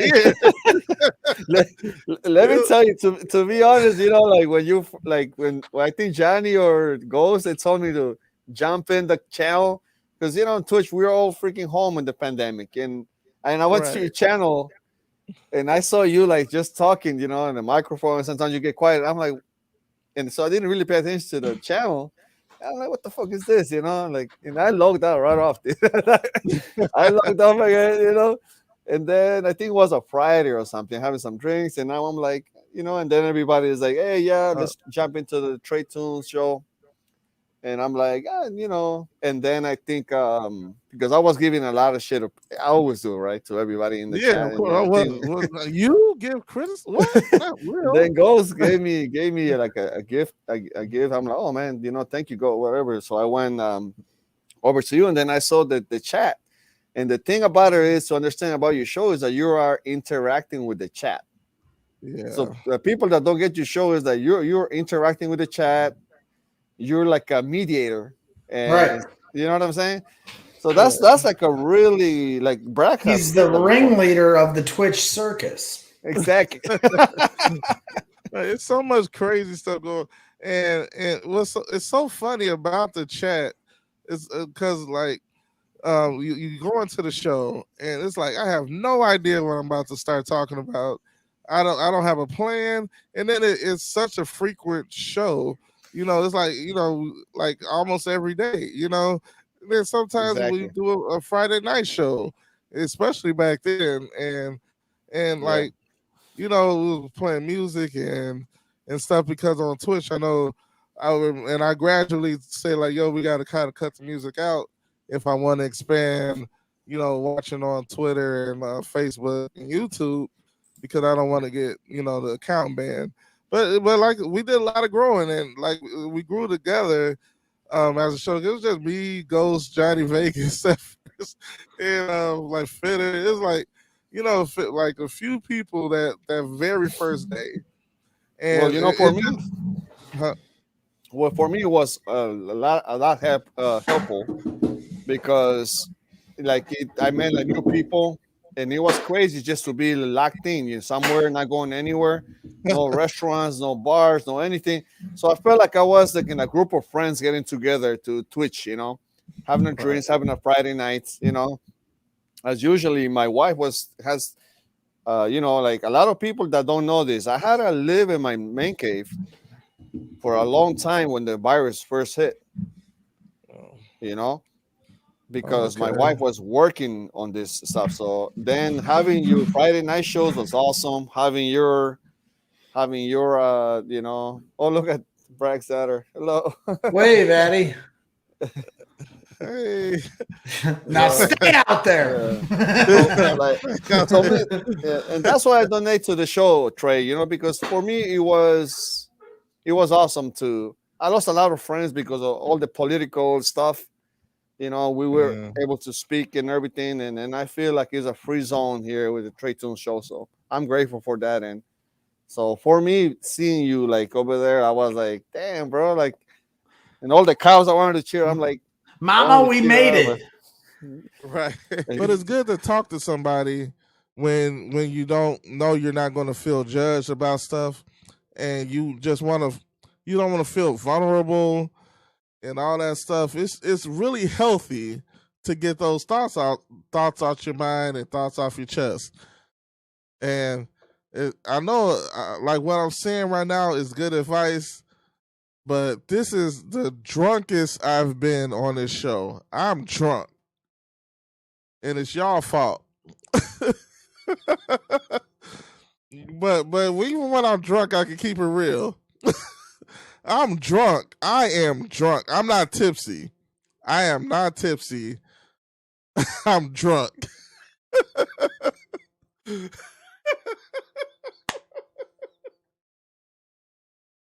Oh.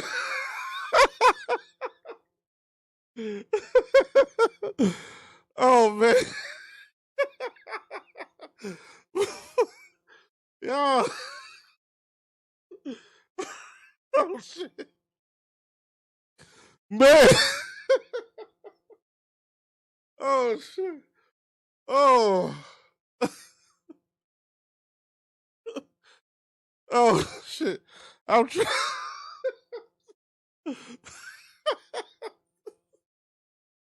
Okay. Woo. Okay. I'm trying to read the comments. Oh shit.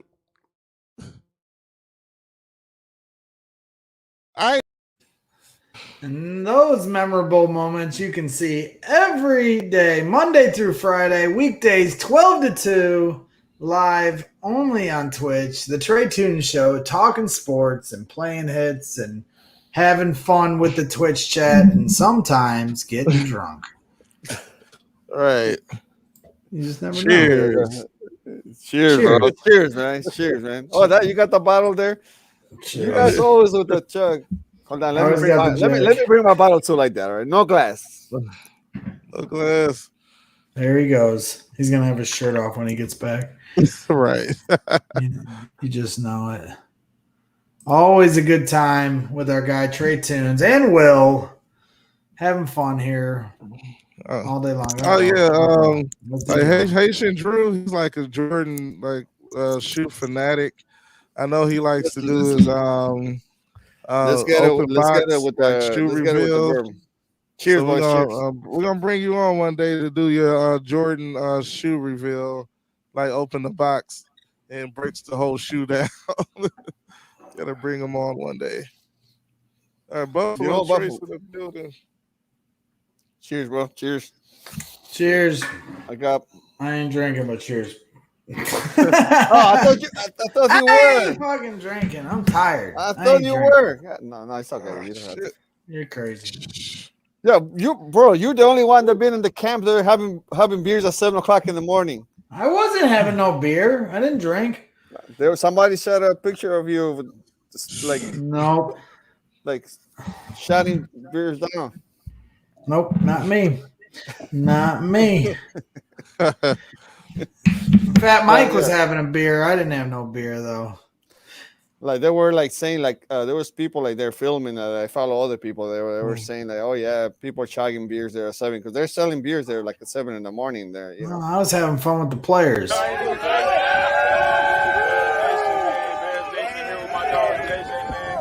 got it in on a good practice, man. Getting it in out here, going hard each and every day. Shout out Bears Nation. How much is he talk? How much is he talk for this year? 12. It's is it 20 million? Something like that. I'm not sure. 20 something. Yeah. I'm not sure. So like okay, the average of the top 3 salaries, right? It's like an average. So who's the highest paid wide receiver? The it's highest got to be paid somewhere around 20 million, between 18 and 20 million at least. No, I think Hopkins is getting like right now what's his name? Jones that got traded. 10.9 million. Who? That's the tag. 18.9. Okay. 17.9. 17.9. Well, speaking of A-Rob, did you guys happen to see the other picture I shared along, Trae? Did you see this as well? I took a picture with A-Rob's more famous girlfriend / wife. I think it's his girlfriend. I don't think they're married, but they do have kids together, I believe. Her name is Alyssa Sordo, who's a model and Instagram influencer. Did you see this, Will? Yeah. Where's your hand at, bro? What's going on? Yeah, that's some funny shit. I wasn't sure. Me and my buddy Walter, I took for the second day of camp. We were joking. I was like, I knew if I posted it, a bunch of funny comments would come through because everybody knows who Alyssa Sordo is. At least Bears Nation does because of her ties to Allen Robinson. And so I see her and I asked her a picture, and she was like, "Yeah, that's fine." And so we take it, and me and Walter are just giggling like little girls afterwards. I'm like, should I post this? Because I was like, Jenny might lock me out of the house if I put this up, but I know that it's gonna do well. It'll be really funny. So I'm sitting there like, what do I do here? She looks Colombian, dude. She looks Colombian. No, she looks good. Yeah. And then earlier, Mayor Greg was in the chat, and Mayor H. Greg or however his handle is, and he put something inappropriate in the comments or something like not inappropriate, but like must take a long time to put the pants on and more fun to take them off or something along those lines. Wow. And it was on Twitter, and he got all these comments from people like with the bonk, the bonk, you're horny on Twitter, go to horny jail and all this shit. It was hilarious. And I accidentally, because I just copy and pasted my caption on Instagram because that's where she's obviously most famous on. Yeah. And I just posted it to Twitter. And luckily, that's not her Twitter handle on Twitter. It's a different one. So she didn't get to see any of the thirsty comments, which I'm actually kind of happy about at this point. But yeah, that was probably the best picture of the that was probably the best picture. There's West Coast bias. He put a funny ass comment and everybody was giving him shit back. When I got home from driving, I was cracking up at some of the comments. They were really, really funny. I was gonna say, do you guys ever keep any pictures or anything about your exes at all? No. You don't keep any. But my wife never lets go of. My wife always gives me crap about my one of my exes from high school. Like she'll never let it go. She'll always be like, this girl, blah blah blah blah blah, and I'm like, will you shut up? She's nice. Leave her alone. She's still got that jealousy of this one girl that I dated in high school. Like, come on. We all can't just let the past go and everybody love everybody. She's got the jealousy, because you pay too much attention to her. She really doesn't, because when I posted that, she could have cared less. I showed her when I got home and she laughed, and she's not the jealous type at all. Like when we've been dating for 18 years at this point. We've been married for 8, and early days when we were dating, I would go out to the bars with our friends and she wouldn't give me shit about any of that at all. Like she wasn't. Like she'd go out one time and I'd freak out, and I'd go out every 4 nights a week and she could have cared less. And so she's not like that at all, but for whatever reason, she just, when we get into ex-girlfriends, she likes to bust my balls a little bit about one. Just one, for whatever reason. Will can't go anywhere. Dude, my wife, she keeps me on lockdown, bro. I was actually in the house. In the house, though. I was no, she's cool. It's just because my wife. The thing about my wife's job is they call her anytime, so she has to go to work. So it's hard, dude. Sometimes I have to, we have like designated babysitters, I mean, like you're lucky, Braggs, that you have your mom. Because I'm sure if something goes down, you have your mom, right, to watch your kids and everything. Oh yeah. I don't have that, man. My mom. We got 2 moms that'll do that. Yeah, I have my mom. My mom lives in Minnesota, and my I don't want to say like my wife's mom. It's not really into like she's not lovey. Don't say anything to the incriminate yourself. I'm not saying just in case. He gets yanked all of a sudden. It's like what? He gets pulled out of the screen. Get over here. You know what? Let's talk about this bread that my sister just dropped off. Nice color. Look at that. Nice Colombian bread. Look, this is the one that my sister. Very nice. Nice segue. Colombian bread. Look at that. So you got some. Look at that. This is like guava bread. Like that's some very nice bread. Yeah. Let me wait until I show you the sausage. Nice diversion. No, thank you. Look at that. Keep your shirt and your pants on. Nice buns. Nice buns. Look at those buns. But yeah, nice buns. Before we wrap up this show, I did want to give a shout out to my guys at the Collector's Cave, another loyal sponsor, and we do a lot of work with them, live shows. For all your sports memorabilia needs, make sure you go to www.thecollectorscave.com. They have a lot of great Chicago sports memorabilia and just great sports memorabilia of all your favorite teams.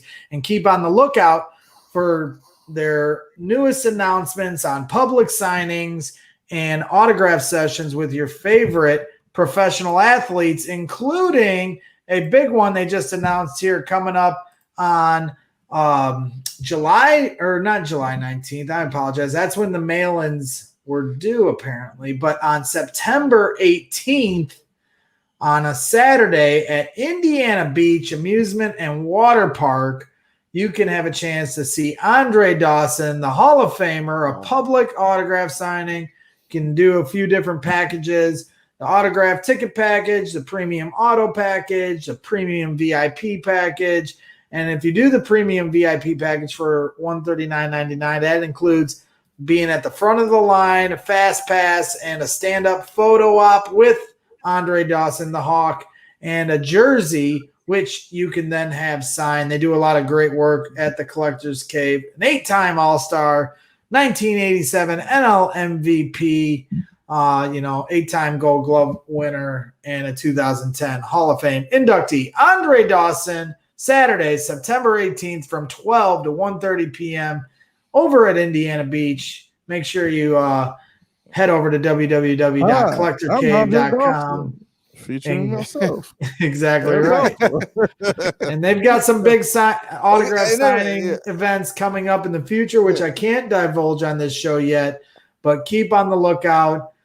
Some big time names and some familiar names to a lot of these fans in the Twitch chat that we all know and love. But I can't divulge. Those are just cookie crumbs, little hints, but I'm not saying nothing. My lips are sealed. For once, my lips are sealed. I feel like what if just using Trae Tunes now that he's a star and you Braggs too. If I call him behalf of you, and then I can talk in Spanish to Javi El Mago and be like, "Hey, Javi, can you come in the show and talk to us?" And just tell him in Spanish. Do you think I can use you guys to for him to come in the show? 100%. Right? Yeah. So yeah, Andre Dawson won MVP on a last place team. The last player to ever do that. That'll probably never be done again. Right, so yeah, and I saw West Coast Bias, KB and Javi both wearing number 23 now with their new teams, which is funny because 23 is my favorite number, obviously for obvious reasons in Chicago with Michael Jordan, Devin Hester, Ryan Sandberg, Jermaine Dye from the White Sox even, Kyle Fuller, Jerry Azuma. When you wear the number 23 in this city, it does a lot of great things. Kyle Fuller is not a Bears anymore. I know. I'm just naming former number 23s. Michael Jordan's not on the Bulls either. So I know. I'm just but Jerry Azuma's long gone. Yeah, Jerry Azuma's gone. But you know who is on the Bulls now? I don't know if you guys are excited about this, but I certainly am.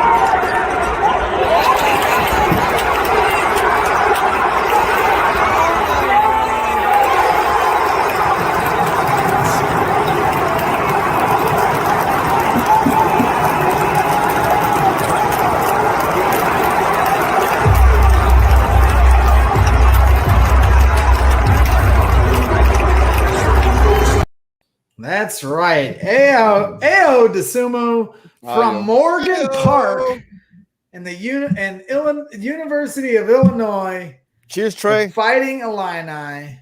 A Chicago-born and raised kid coming back to the Bulls. And we may even get Derrick Rose back on the Bulls, too. So if we get Derrick Rose and Ao on the Bulls, two guys that grew up in the city, two guys I watched play in high school here in this city. That would be a dream come true. And I heard they're also on the lookout for Lonzo. So there's some big things happening here. No, I can't lie. Like one thing about me is I cannot honestly, like this whole thing is beautiful. You guys went to camp. I have no faith on the Bears.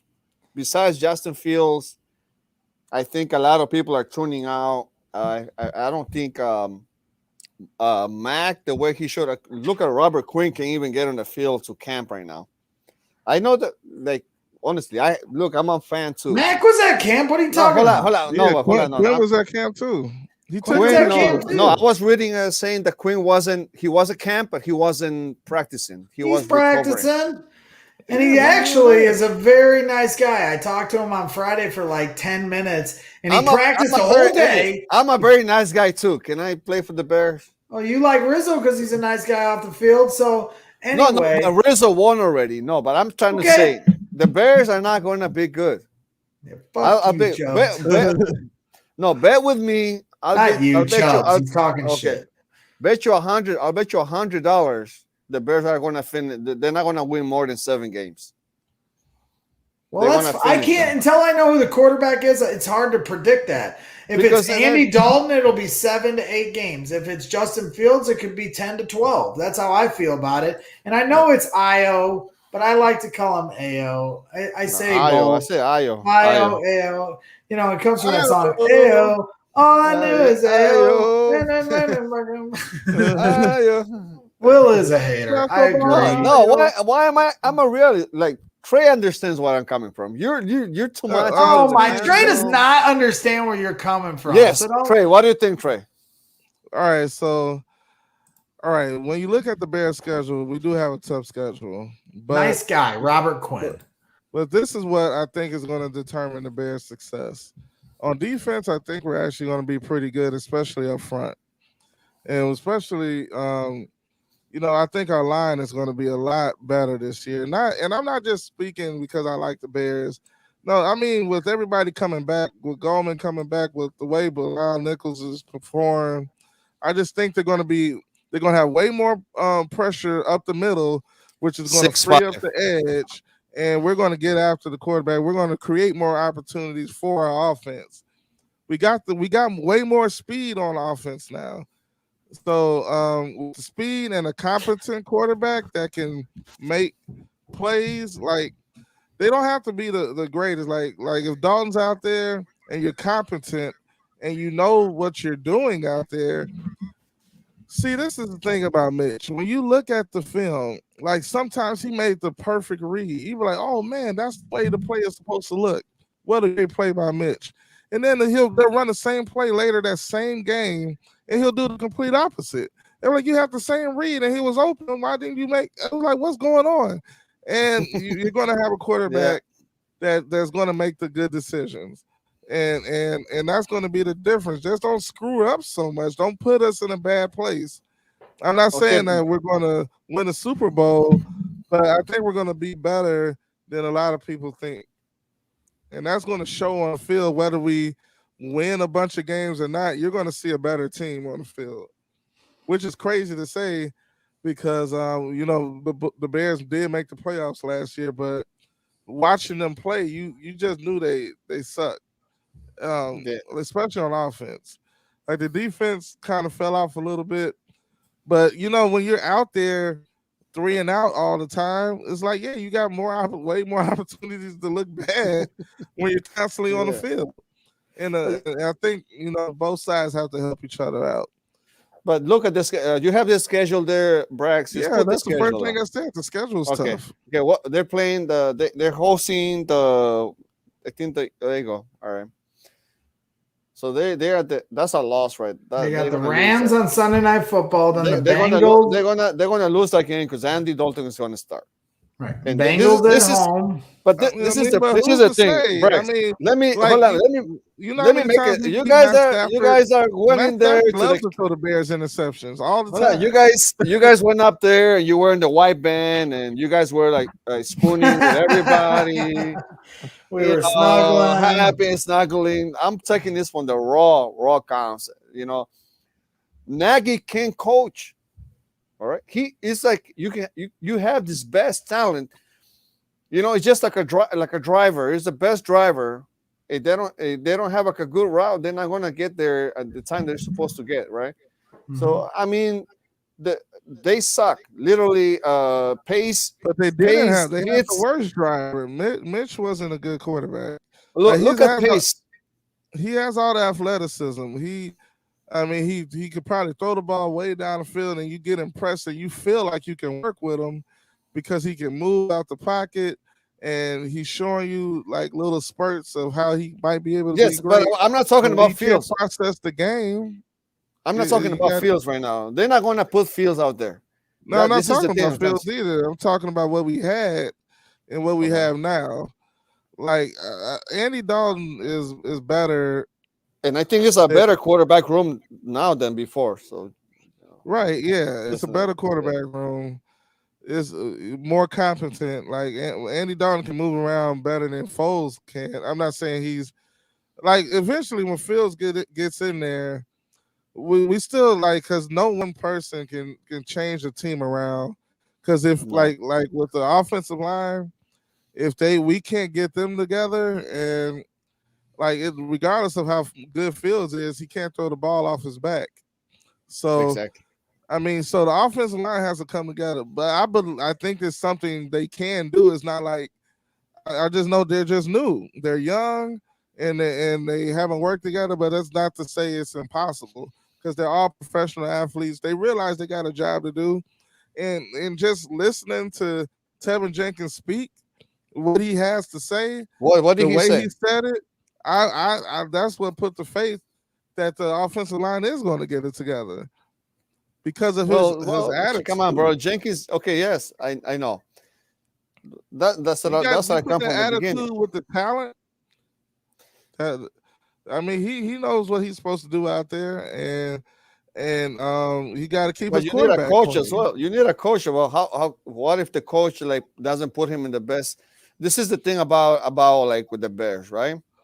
The Bears, they since Spacecom, they're like he's got this potential. I'm gonna put him on, and they've been doing great playing on this side of the field, and they're like, just to give an example, not to literally say it, and they're like, okay, you know what? You're great at this one, so how about I'm gonna put you here? You're gonna be great as well.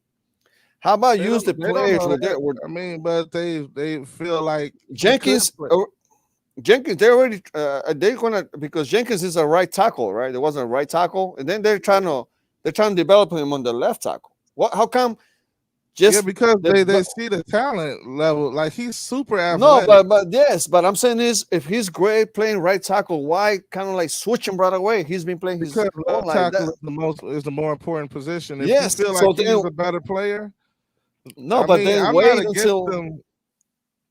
I mean, I'm not against them putting him on that side because if they see that if I mean they see him way more than I do, and if he feels like he can do that and do it well, then why not? I mean, it's something they can find out. It hasn't happened though. It hasn't happened though, Trae. Is this whole regime of we'll have to wait to see what happens with the games. I mean, what if he gets out there and kills it and it's off? I'm tired of waiting as a fan. It's so easy to go in with doubt, but it's like everybody can screw up, like everybody can fail. We can all be horrible and stuff like that. So, I mean, yeah, that's definitely a possibility. But when you hear players say certain things, you at least know their mind is in the right spot, and that's like half the battle. Knowing, like, being mentally prepared, because some people can have all the physical ability, like Mitch. You can have could check all the boxes, arm strength, like athleticism, but you cannot be there mentally, and you could. I mean, that's why he's no longer on our team. That's why we're still searching for the quarterback. But when you see Justin Fields play, you see him break down the field, and when you know your quarterback is good, it makes you, like, as a player, it's gonna make you want to try that much harder. Like, I gotta keep this guy upright because I know he can throw the ball down the field. I know he's gonna make the right play. So so it's like, okay, that's gonna make the what happened to line Braggs try even harder. Braggs, he's in the back. I was backstage. Braggs just like checked all the he just checked. I'm listening. I'm controlling the dials while you guys have a conversation. God damn, you missed me that much, Will. Look, like we were talking, and I think you just chugged like a half a bottle of whiskey. You came No, back I'm drunk. just sitting backstage. I went backstage and let you guys, hash this out. Me and Trey discussed it to start. No, Trey was saying something really. Continue, Trey. Sorry, buddy. Yeah, I saw Chubb say that every team thinks they're going to be good the first week of camp. Of course, like, what do you expect? Do you want them to come in saying, yeah, we might not do it because I don't have the experience? Is that what you want to hear from your fucking like potential starting left tackle? I never done it before, and I don't know if I can do it. It's like no, man up and take the fucking position. I'm sorry, I'm cursing. The man up at But you know what? You have to be real too. You have to be real as well. You have to be real. What is there to be real about? You know what? Okay, hold on. Did I start the show and say, "Oh man, I don't have any experience doing the show," or like, who am I to go on? Okay. It's okay to say that. No, I didn't go to school for this. I don't have any broadcasting experience. I get on and do the damn show. Let's fucking go and pew pew pew bang bang bang and look where we're at now. But that's not Nagy. That's not how Nagy and Pace think. These guys, it's unbelievable that Pace is gonna hold his job for about 10 years without winning a single playoff game. Like literally, this guy has done nothing to even beat the Packers. Bro, like we beat the Packers one time since I think he's been in charge. Like one or two times, I think. One or two, I'm not sure. I think it might be like one time that we beat the Packers in the whole regime of Pace. And then I think the first year, I think in 2018, we beat them on the road. We beat them in Green Bay, right? No, 2018. No, I think we were winning. In Green Bay. No, we lost the home opener. That's the year we lost the home opener. And am I wrong? Oh, hey, like, who could be mad at that? It just comes in and hey. Say what's up, guys. What's up, guys? Say, get that out of your mouth. Say what's up, Twitch. What's up, Twitch? What's going on? Hello. Hey.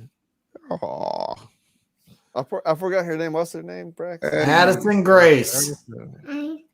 Addison Grace. How old are you, Addison? Show them how old you are. 3, right? You gotta put that finger down, like we do. All right, put it down. Now put that one up. She has trouble with that third finger. Get it up there. Get it up there. Don't put both of them down. Don't give him the middle finger.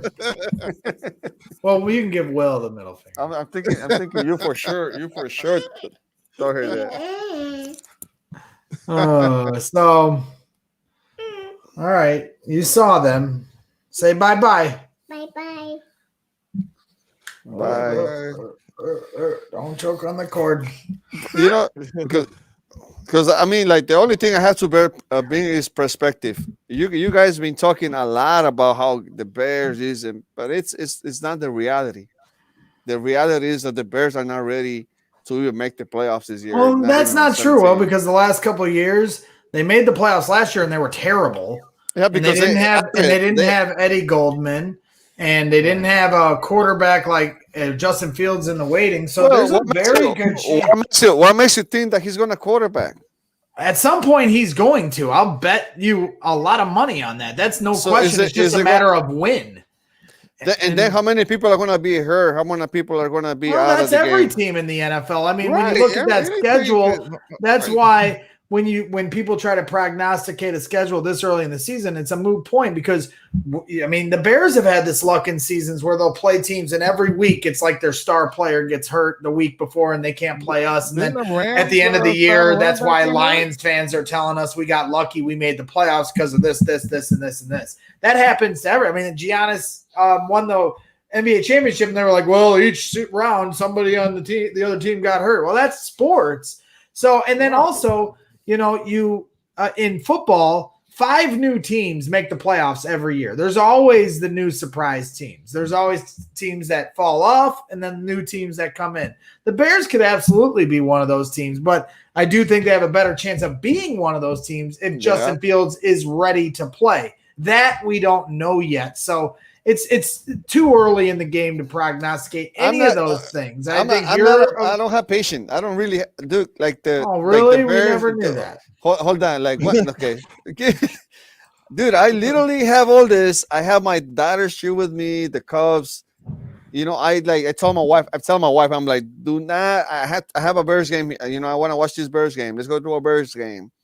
And this year, I'm feeling like I'm not going to do anything. Well, that's stupid. This is the year to get on board. This is the start of the new era, my man. No, Andy's only going to be there for so long, and then Justin's taking over, and this is going to be exciting. So I would encourage you to hop on the train now. Let me tell you, let me tell you what, when I would hop on board. Exactly right, West Coast bias.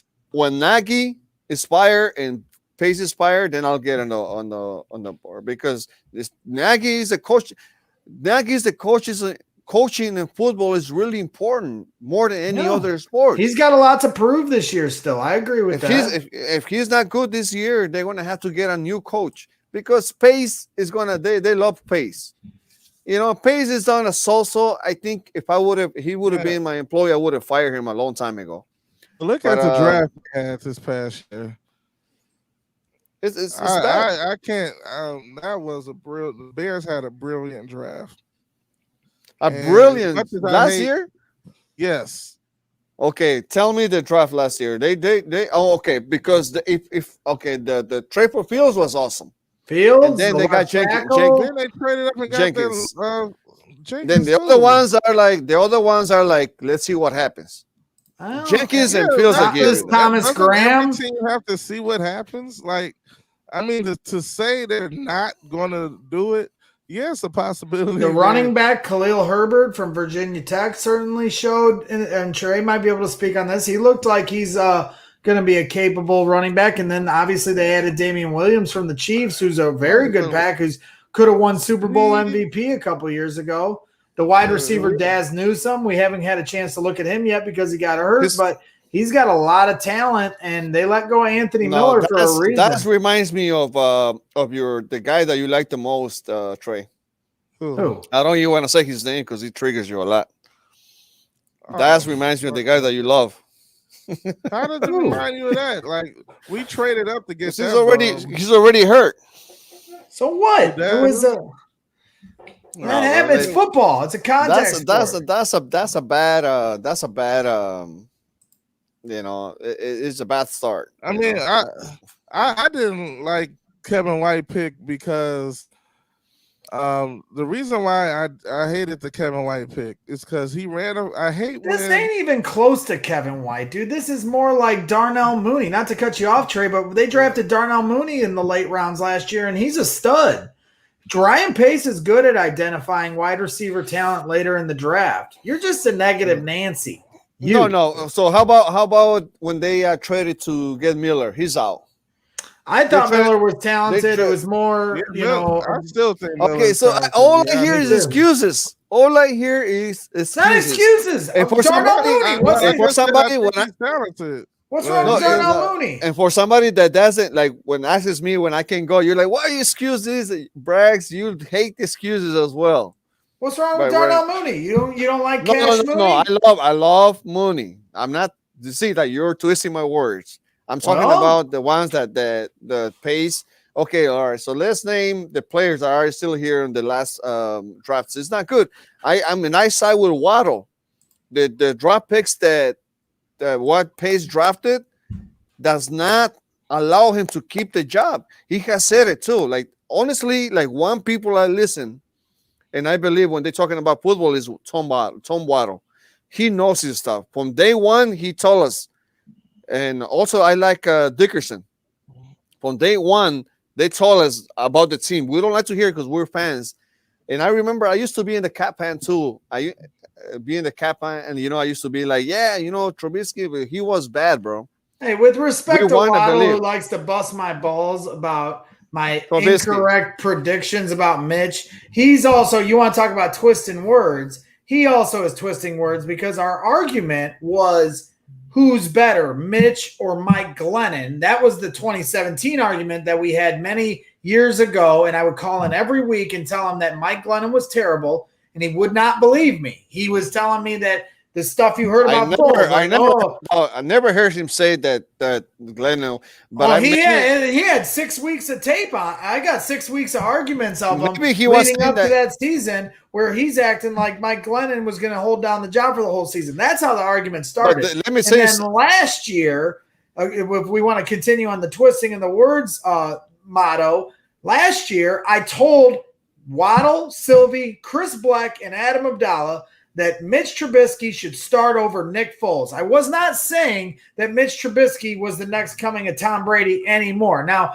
did I think that Mitch Trubisky was going to be a better quarterback than he ended up being? Absolutely. After 2018, when they went to the playoffs, and he showed me at the end of that game when they double doinked it that he could come up in the clutch, which he did until Cody choked, I thought Mitch would then take the next step. He did not. But I also was saying I wasn't making any grand proclamations after the 2019 failure, but in 2020, I told Tom Waddle and Mark Silverman and Chris Black and Adam Abdallah that Nick Foles should not start on this team, that they should just ride it out with Mitch and see what happens. And then all of a sudden, between all them four yahoos and Mitchell and Desplains, it turns into Greg's got the pom-poms and he's a cheerleader. But I was right, and Nick Foles should have never started for this team. I was also right that he wasn't going to start at the beginning of the season. And the only person that had any temerity was Waddle to admit that I was right in that situation. But he also likes to try to play this twisting of the revisionist history when it comes to that. Yeah, I don't know. Well, I remember listening to that. That's exactly what happened. Any more what, Pat Black? After 2019, when they went 8-8, I stopped with the Trubisky pom-poms. In 2020, I just wanted to let it play out. That's all I kept saying. And Chubbs at least remembers it. Everybody else tried to skew my words. I was not saying last year that Mitch was going to light the world on fire. I was simply saying that he was the best option we had for 2020. Trey is neutral. Trey, tell to Braggs the reality. That's a Braggs, bottom line, West Coast. Come on, Trey. Come on, You're a Trey. truther. You're a truther, Pat. This is what I knew Trubisky was going to start regardless.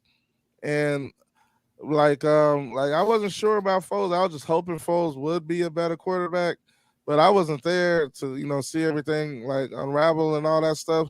But I knew that Trubisky was going to start because it was going to be easier for the Bears to put Foles in over Trubisky than to have Foles in there and mess up and then go back to Trubisky. So I just knew that was going to be an easier transition for them because I knew they just wouldn't want to deal with all the BS that was going to go along if it had went the other way. And Pat's son, who dubbed the name Truther, TM, I told his ass in 2019 when I told Chris Black in Pat's seats that during the Chargers game, which we lost on a field goal where Mitch actually played well in, I said, just trade him and pick up the quarterback who's on Jalen Hurts, draft Jalen Hurts in the second round, and hire Lincoln Riley as your coach, who was Jalen Hurts' coach in college, and do what the Arizona Cardinals did and bring in the coach-quarterback combination from college. If that's being a truther, I literally said trade the guy, but they didn't. And when they didn't, the options were Cam Newton or Nick Foles or Mitch Trubisky. And I said just stick with Mitch or try to get Tom Brady, which apparently the Bears fell short of for some odd reason. I would have benched Mitch for Tom, obviously, but I would not have benched Mitch for Cam Newton, a waste of time, or Nick Foles, a waste of time. Okay, so and that was all I was you give me- saying. And now it like turns into, we're all cheerleaders around here. So So no, I'm glad no. the Mitch Trubisky era is over. I'm glad he's moved on. Braggs, and I'm glad we have a quarterback we can all agree on, besides you, Will, who doesn't like Justin Fields for something. Braggs, no, I do like Jackson Field. You see that? Look at don't do that. Don't do that. I love Justin Fields. I love Justin Fields. So bad. You just said the Bears are gonna suck. Yeah, we're all excited over here about the Bears, and you're saying they're gonna suck. Look, I'm excited about Justin. You're not. As soon as I start talking about IO, and then Will starts, the Bears are gonna suck. We're like, whoa, no, because the Bulls are gonna suck as well. The Bulls are gonna suck too. Oh my God, we're not getting into all this. I got it. My wife's gonna kill me if I don't go. So you got to wrap this baby up. Yeah, you got to wrap this. We're not getting into the damn NBA because I know where you'll go with that. Yeah, I know where you'll go with that shit. No. I'm not going to talk about my 18 team. Okay, that's you know they're doing the playing game next year too, right? They decided on it. You know what? Might as well just Trae, you son of a bitch. Don't even give him this. Here. Yeah, they see like now you're telling people that they're like, oh, send it out on the Twitter waves. I'll retweet Justin it. Fields. Will hates Justin Fields. And yeah, you're right, Pat. It doesn't take a lot to get me gone. You're right. I don't like, just like Will, I don't like when people twist my words. And then, Waddle and Sylvie, while Trae was on, they were still busting my balls about Mitch when Trae was on. And I tell Waddle afterwards, I was like, you just had to throw in a couple more Mitch shots. He's like, it's a part of the show. I go, no, it's not. Let it go. God damn it. Like, when are we going to let this go? My goodness gracious. I play the bit. I have fun with the two kids from Libertyville. Let's go. Let's go. I play the bit for 1 second, and then it turns into like, this is just set in granite. It's like, come on, guys. You and Cap, it didn't get well for you guys. He's the one that said that. And see, I get my words attached to the craziness Cap says because we're like, thick as thieves over there. It's crap. And all I know is I'm happy it's over. I'm happy now we have a quarterback we can all come together on as soon as Justin can come in as quarterback. But it's not going to happen this year. Oh, stop. Then see, that's what I mean. I got to argue. It's not going to happen this year. It is going to happen this year, and I got to already argue with Chubbs enough about this. Now I'm going to argue with you about it, and it's because like it's true. It's true, no, Braggs. He is going to play this year. I'm trying to tell you before you turn into this Pace. The Pace and Nagy has to be fired. Stop. Give him a chance. I'm not disagreeing with you, but I'm also not agreeing with you. I mean, Pace gets some credit. Pace deserves credit for getting Fields and having a good draft, even if you think the draft is crap. And I agree, Nagy still has a lot to show, but let's let it play out. I'm not throwing anybody to the curbside until we see how they do this year. All the Mitch excuses are gone. They got rid of Anthony Miller. Now that excuse is gone. And now they have no more excuses. It's time to put your money where your mouth is, money on the table time. And I expect them to show improvement this year. Not only improvement, improvement off of last year would mean better than losing in the first round of the playoffs. So I do expect improvement. Now, a lot of this depends on if Justin Fields is ready or not, and we just don't know that yet. So, I just don't agree that Justin Fields isn't going to play this year. He absolutely will play at some point, either through injury or just in general. I do think it's going to happen, and I agree. Pace isn't going anywhere. He's bought himself some time after landing Justin Fields and writing the Deshaun Watson wrong right. Now, that's got to end it for today because we're now at 3 hours and 40 minutes. Like I see that you let it out, right? You let it out. See, why do you put the comments up there? I'm reading. Like I'm saying is if what do you mean? Okay, hold on. Okay. You complain about not putting the comments up. I know. Now you complain that I do. Let me answer to the comments that they're how long is this answer going to go?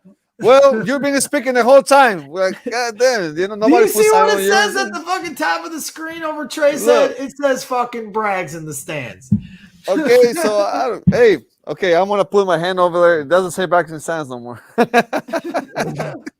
Will in the stands right now. Let's hear it, Will. Look, I'm not saying that he might play due to injury. These guys don't want him to play. They want to keep their job.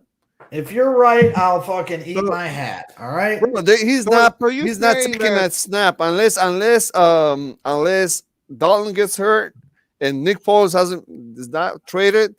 They're gonna keep this guy on the sidelines for a year because Pace regrets putting. He's not gonna allow the coaches to put Fields again because he regrets the decision that he let. What's his name? The coach before. The last time when they dropped Trubisky, they let Trubisky play too early.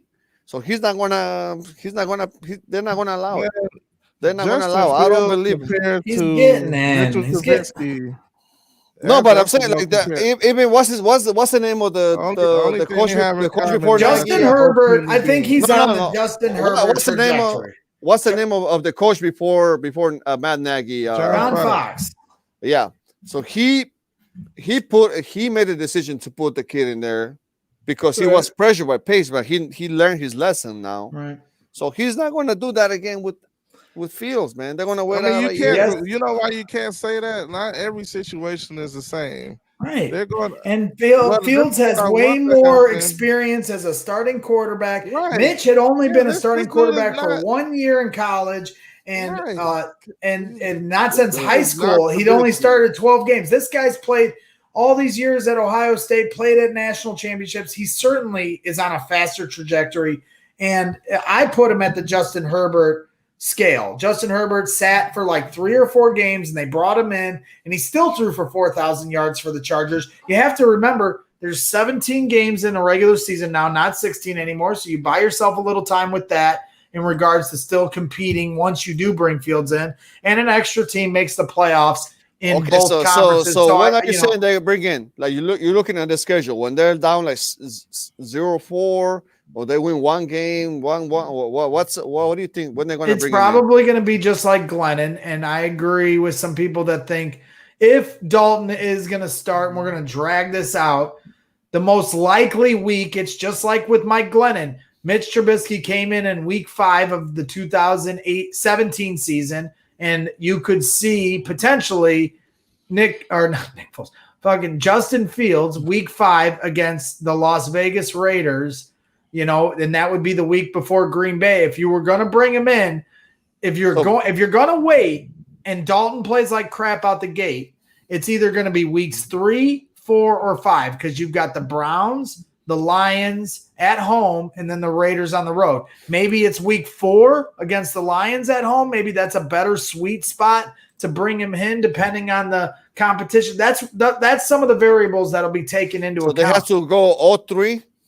Or at least it would depend on. Let's say they won. Let's say they beat the Bengals, but let's say Dalton. No way they're beating the Bengals. No way they're beating the Bengals. Who the fuck are the Bengals? No way. Right. They got the new quarterback. They got the good quarterback, man. He just got hurt last year. He's still coming back from injury. So you didn't see the guy play. He's good. He's great. He's great. The Browns, I can see, are a better team. He had a decent year last year until he got hurt. I don't see the Browns unbeatable as the point, Will, and I'm saying put that schedule again and see what happens. Who the hell are the Bengals? All right, let's say you put them against the Lions, right? So that would be a good spot. That's what I would choose.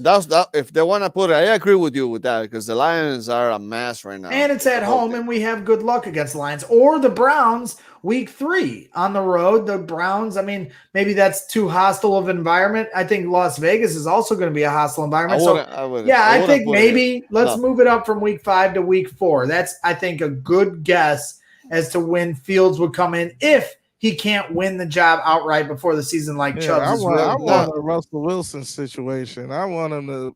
You can't be denied. Now that's the hopeful sign of me being. Like, now that's what I really want to happen. I want him to just win a job out, saying we can't deny him a job because he's that damn good.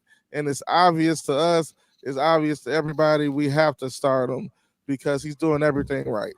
That's what I want to happen. Well, the problem is if the Bears are not thinking that way. Like you guys think like the it doesn't matter what you they guys think, give though. It's no like, no but it does matter. Look at how many of us were saying like you gotta run the ball. Denied, it doesn't matter what they think. It's like, oh, we can't. You got one guy that agrees with means. you. Haitian Trey's guy, Haitian Drew, agrees with you, Will, that he doesn't see him playing unless Dalton gets hurt. I don't believe that. No, but I'm saying, look, all right, Braggs and Trae, just look at what happened these last years. I'm not making this stuff up. Kyler Murray came in. Look at Justin what happened Herbert to the came running. in. Look at no, I'm talking about Nagy and his coaching style. He sucks. He's this guy. Like this NFL game is fast. I'm gonna bring up some film from all 22, and so you guys can see the game film that I saw about how Mitch makes he makes these. But I'm not talking about that. We know. So what does that have to do with the coaching? No, hold on. If you call the same play, you're like, all right, he executed this play. No, game. Because he's not in the game. He wants to dictate too much. Opposite. So what does that have to do? Nagy stops the game too much. He wants to play. He wants to call. He wants to call every play. He wants to be like they're in a hurry up rhythm. No, but I'm saying this. Yeah, but you got to let your quarterback do it too. You got to let when he's fucking up. I mean, like when you watch this film, you're gonna be like, what the hell was he thinking? But he's a bad coach. Like even everybody call him, well, how come you don't run the ball? He's like, yes, it's truth. We're not stupid. We need to run the ball. And then the next week, what he does, he runs the ball even more. Less. We'll find out. Will it's a lot of questions. A lot of questions to still be answered. Not just outside of whether or not Fields is being ready. And to tell you both of you guys, this is the first year in all these years that I've been a fan of the Bears that I'm not gonna plan for a Sunday game, whatever game. If it happens that it's free, I might watch it, but I'll watch the highlights and stuff. But I'm not sitting there. When Fields comes in week 3 and lights the world on fire, and you're moving your schedule aside for the Bears, we're gonna call you Bandwagon Will. And we're gonna let you wear it all. Remember that, Trey. Mark it down. That's a different. Bears are back at some point this year, and Bears are back. You watch it when we're bad.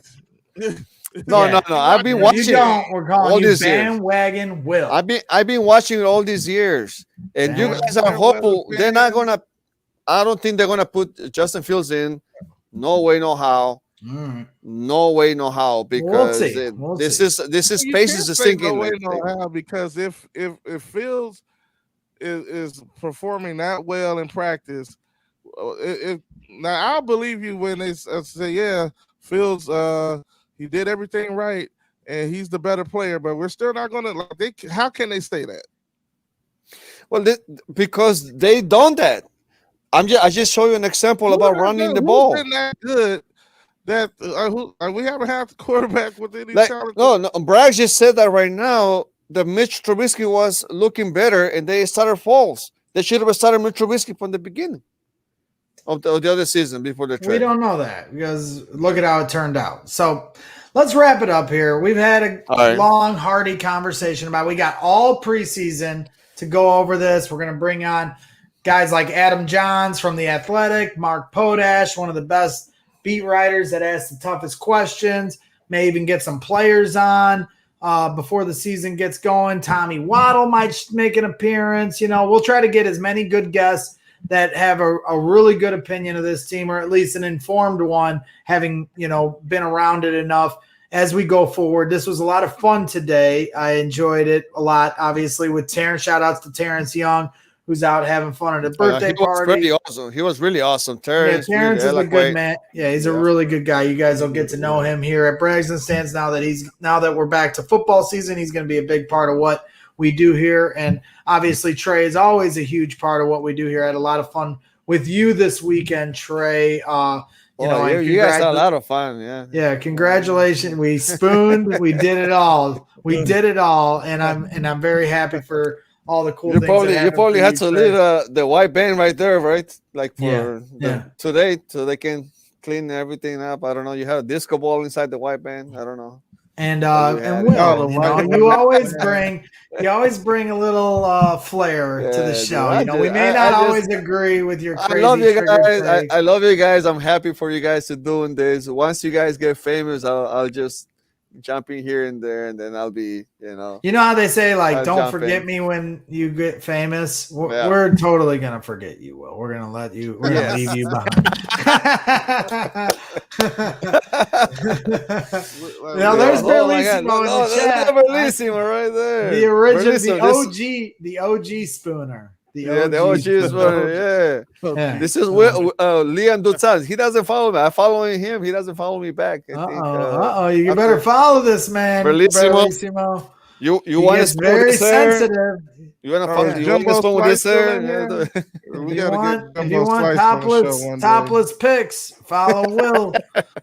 But we had a lot of fun at training camp here this weekend. If you're going out there, just watch the show over and you'll get some of the tips that you need, when you're going in and what to do and where to sit, and get your wristband so you can go to the Walter Payton Center. They got the bobbleheads. You can take a fun picture like this. There's my guy Walter there in the middle. He was my security detail on Saturday. But just an overall good time, obviously, with our guys Waddle and Sylvie at Oak Forest Bowl. So much stuff we had to cover today. I had a lot of fun with all of you fine gentlemen. I want to thank everybody in the Twitch chat for hanging out. We had a lot of viewers here today hanging out and listening and following along to what we bring here at Braggs in the Stands. And another thing is, if you guys ever want to head over to the shirt shop, we got all sorts of cool custom-made shirts you can get, mugs, stickers. You got Cash Mooney shirts for Darnell Mooney, Extend AR shirts to support our guy A-Rob. And, obviously we want to keep Alyssa Sordo around. And then there's the QB1 shirts and the Fields Day shirts, all available on Teespring. Just search Braggs in the Stands in Teespring and it'll pull right up for you. And again, thank you to I'm losing my voice. Thank you. Chubbs wants his shirt. He's already ordered it. I have no control over when they get to you, Chubbs. That's Teespring, but I'm rooting for you to get it so you don't bust my balls. Thank you, Ghost Rider. Always double R. Appreciate your support. Haitian Drew, even though you were giving me some sock shit last night. Appreciate you guys. And, thank you to everybody. Bellissimo said add him on Twitter, and he will be happy to follow along. Thank you to Chubbs, as always, for being a big part of our show and a loyal viewer to Braggs in the Stands. So that wraps things up for today. For Will Dutan, Triggered Will, for Trae Tunes, I am Gregory Braggs Jr., and this is Braggs in the Stands. We will see you guys later. Have a good day and bear down.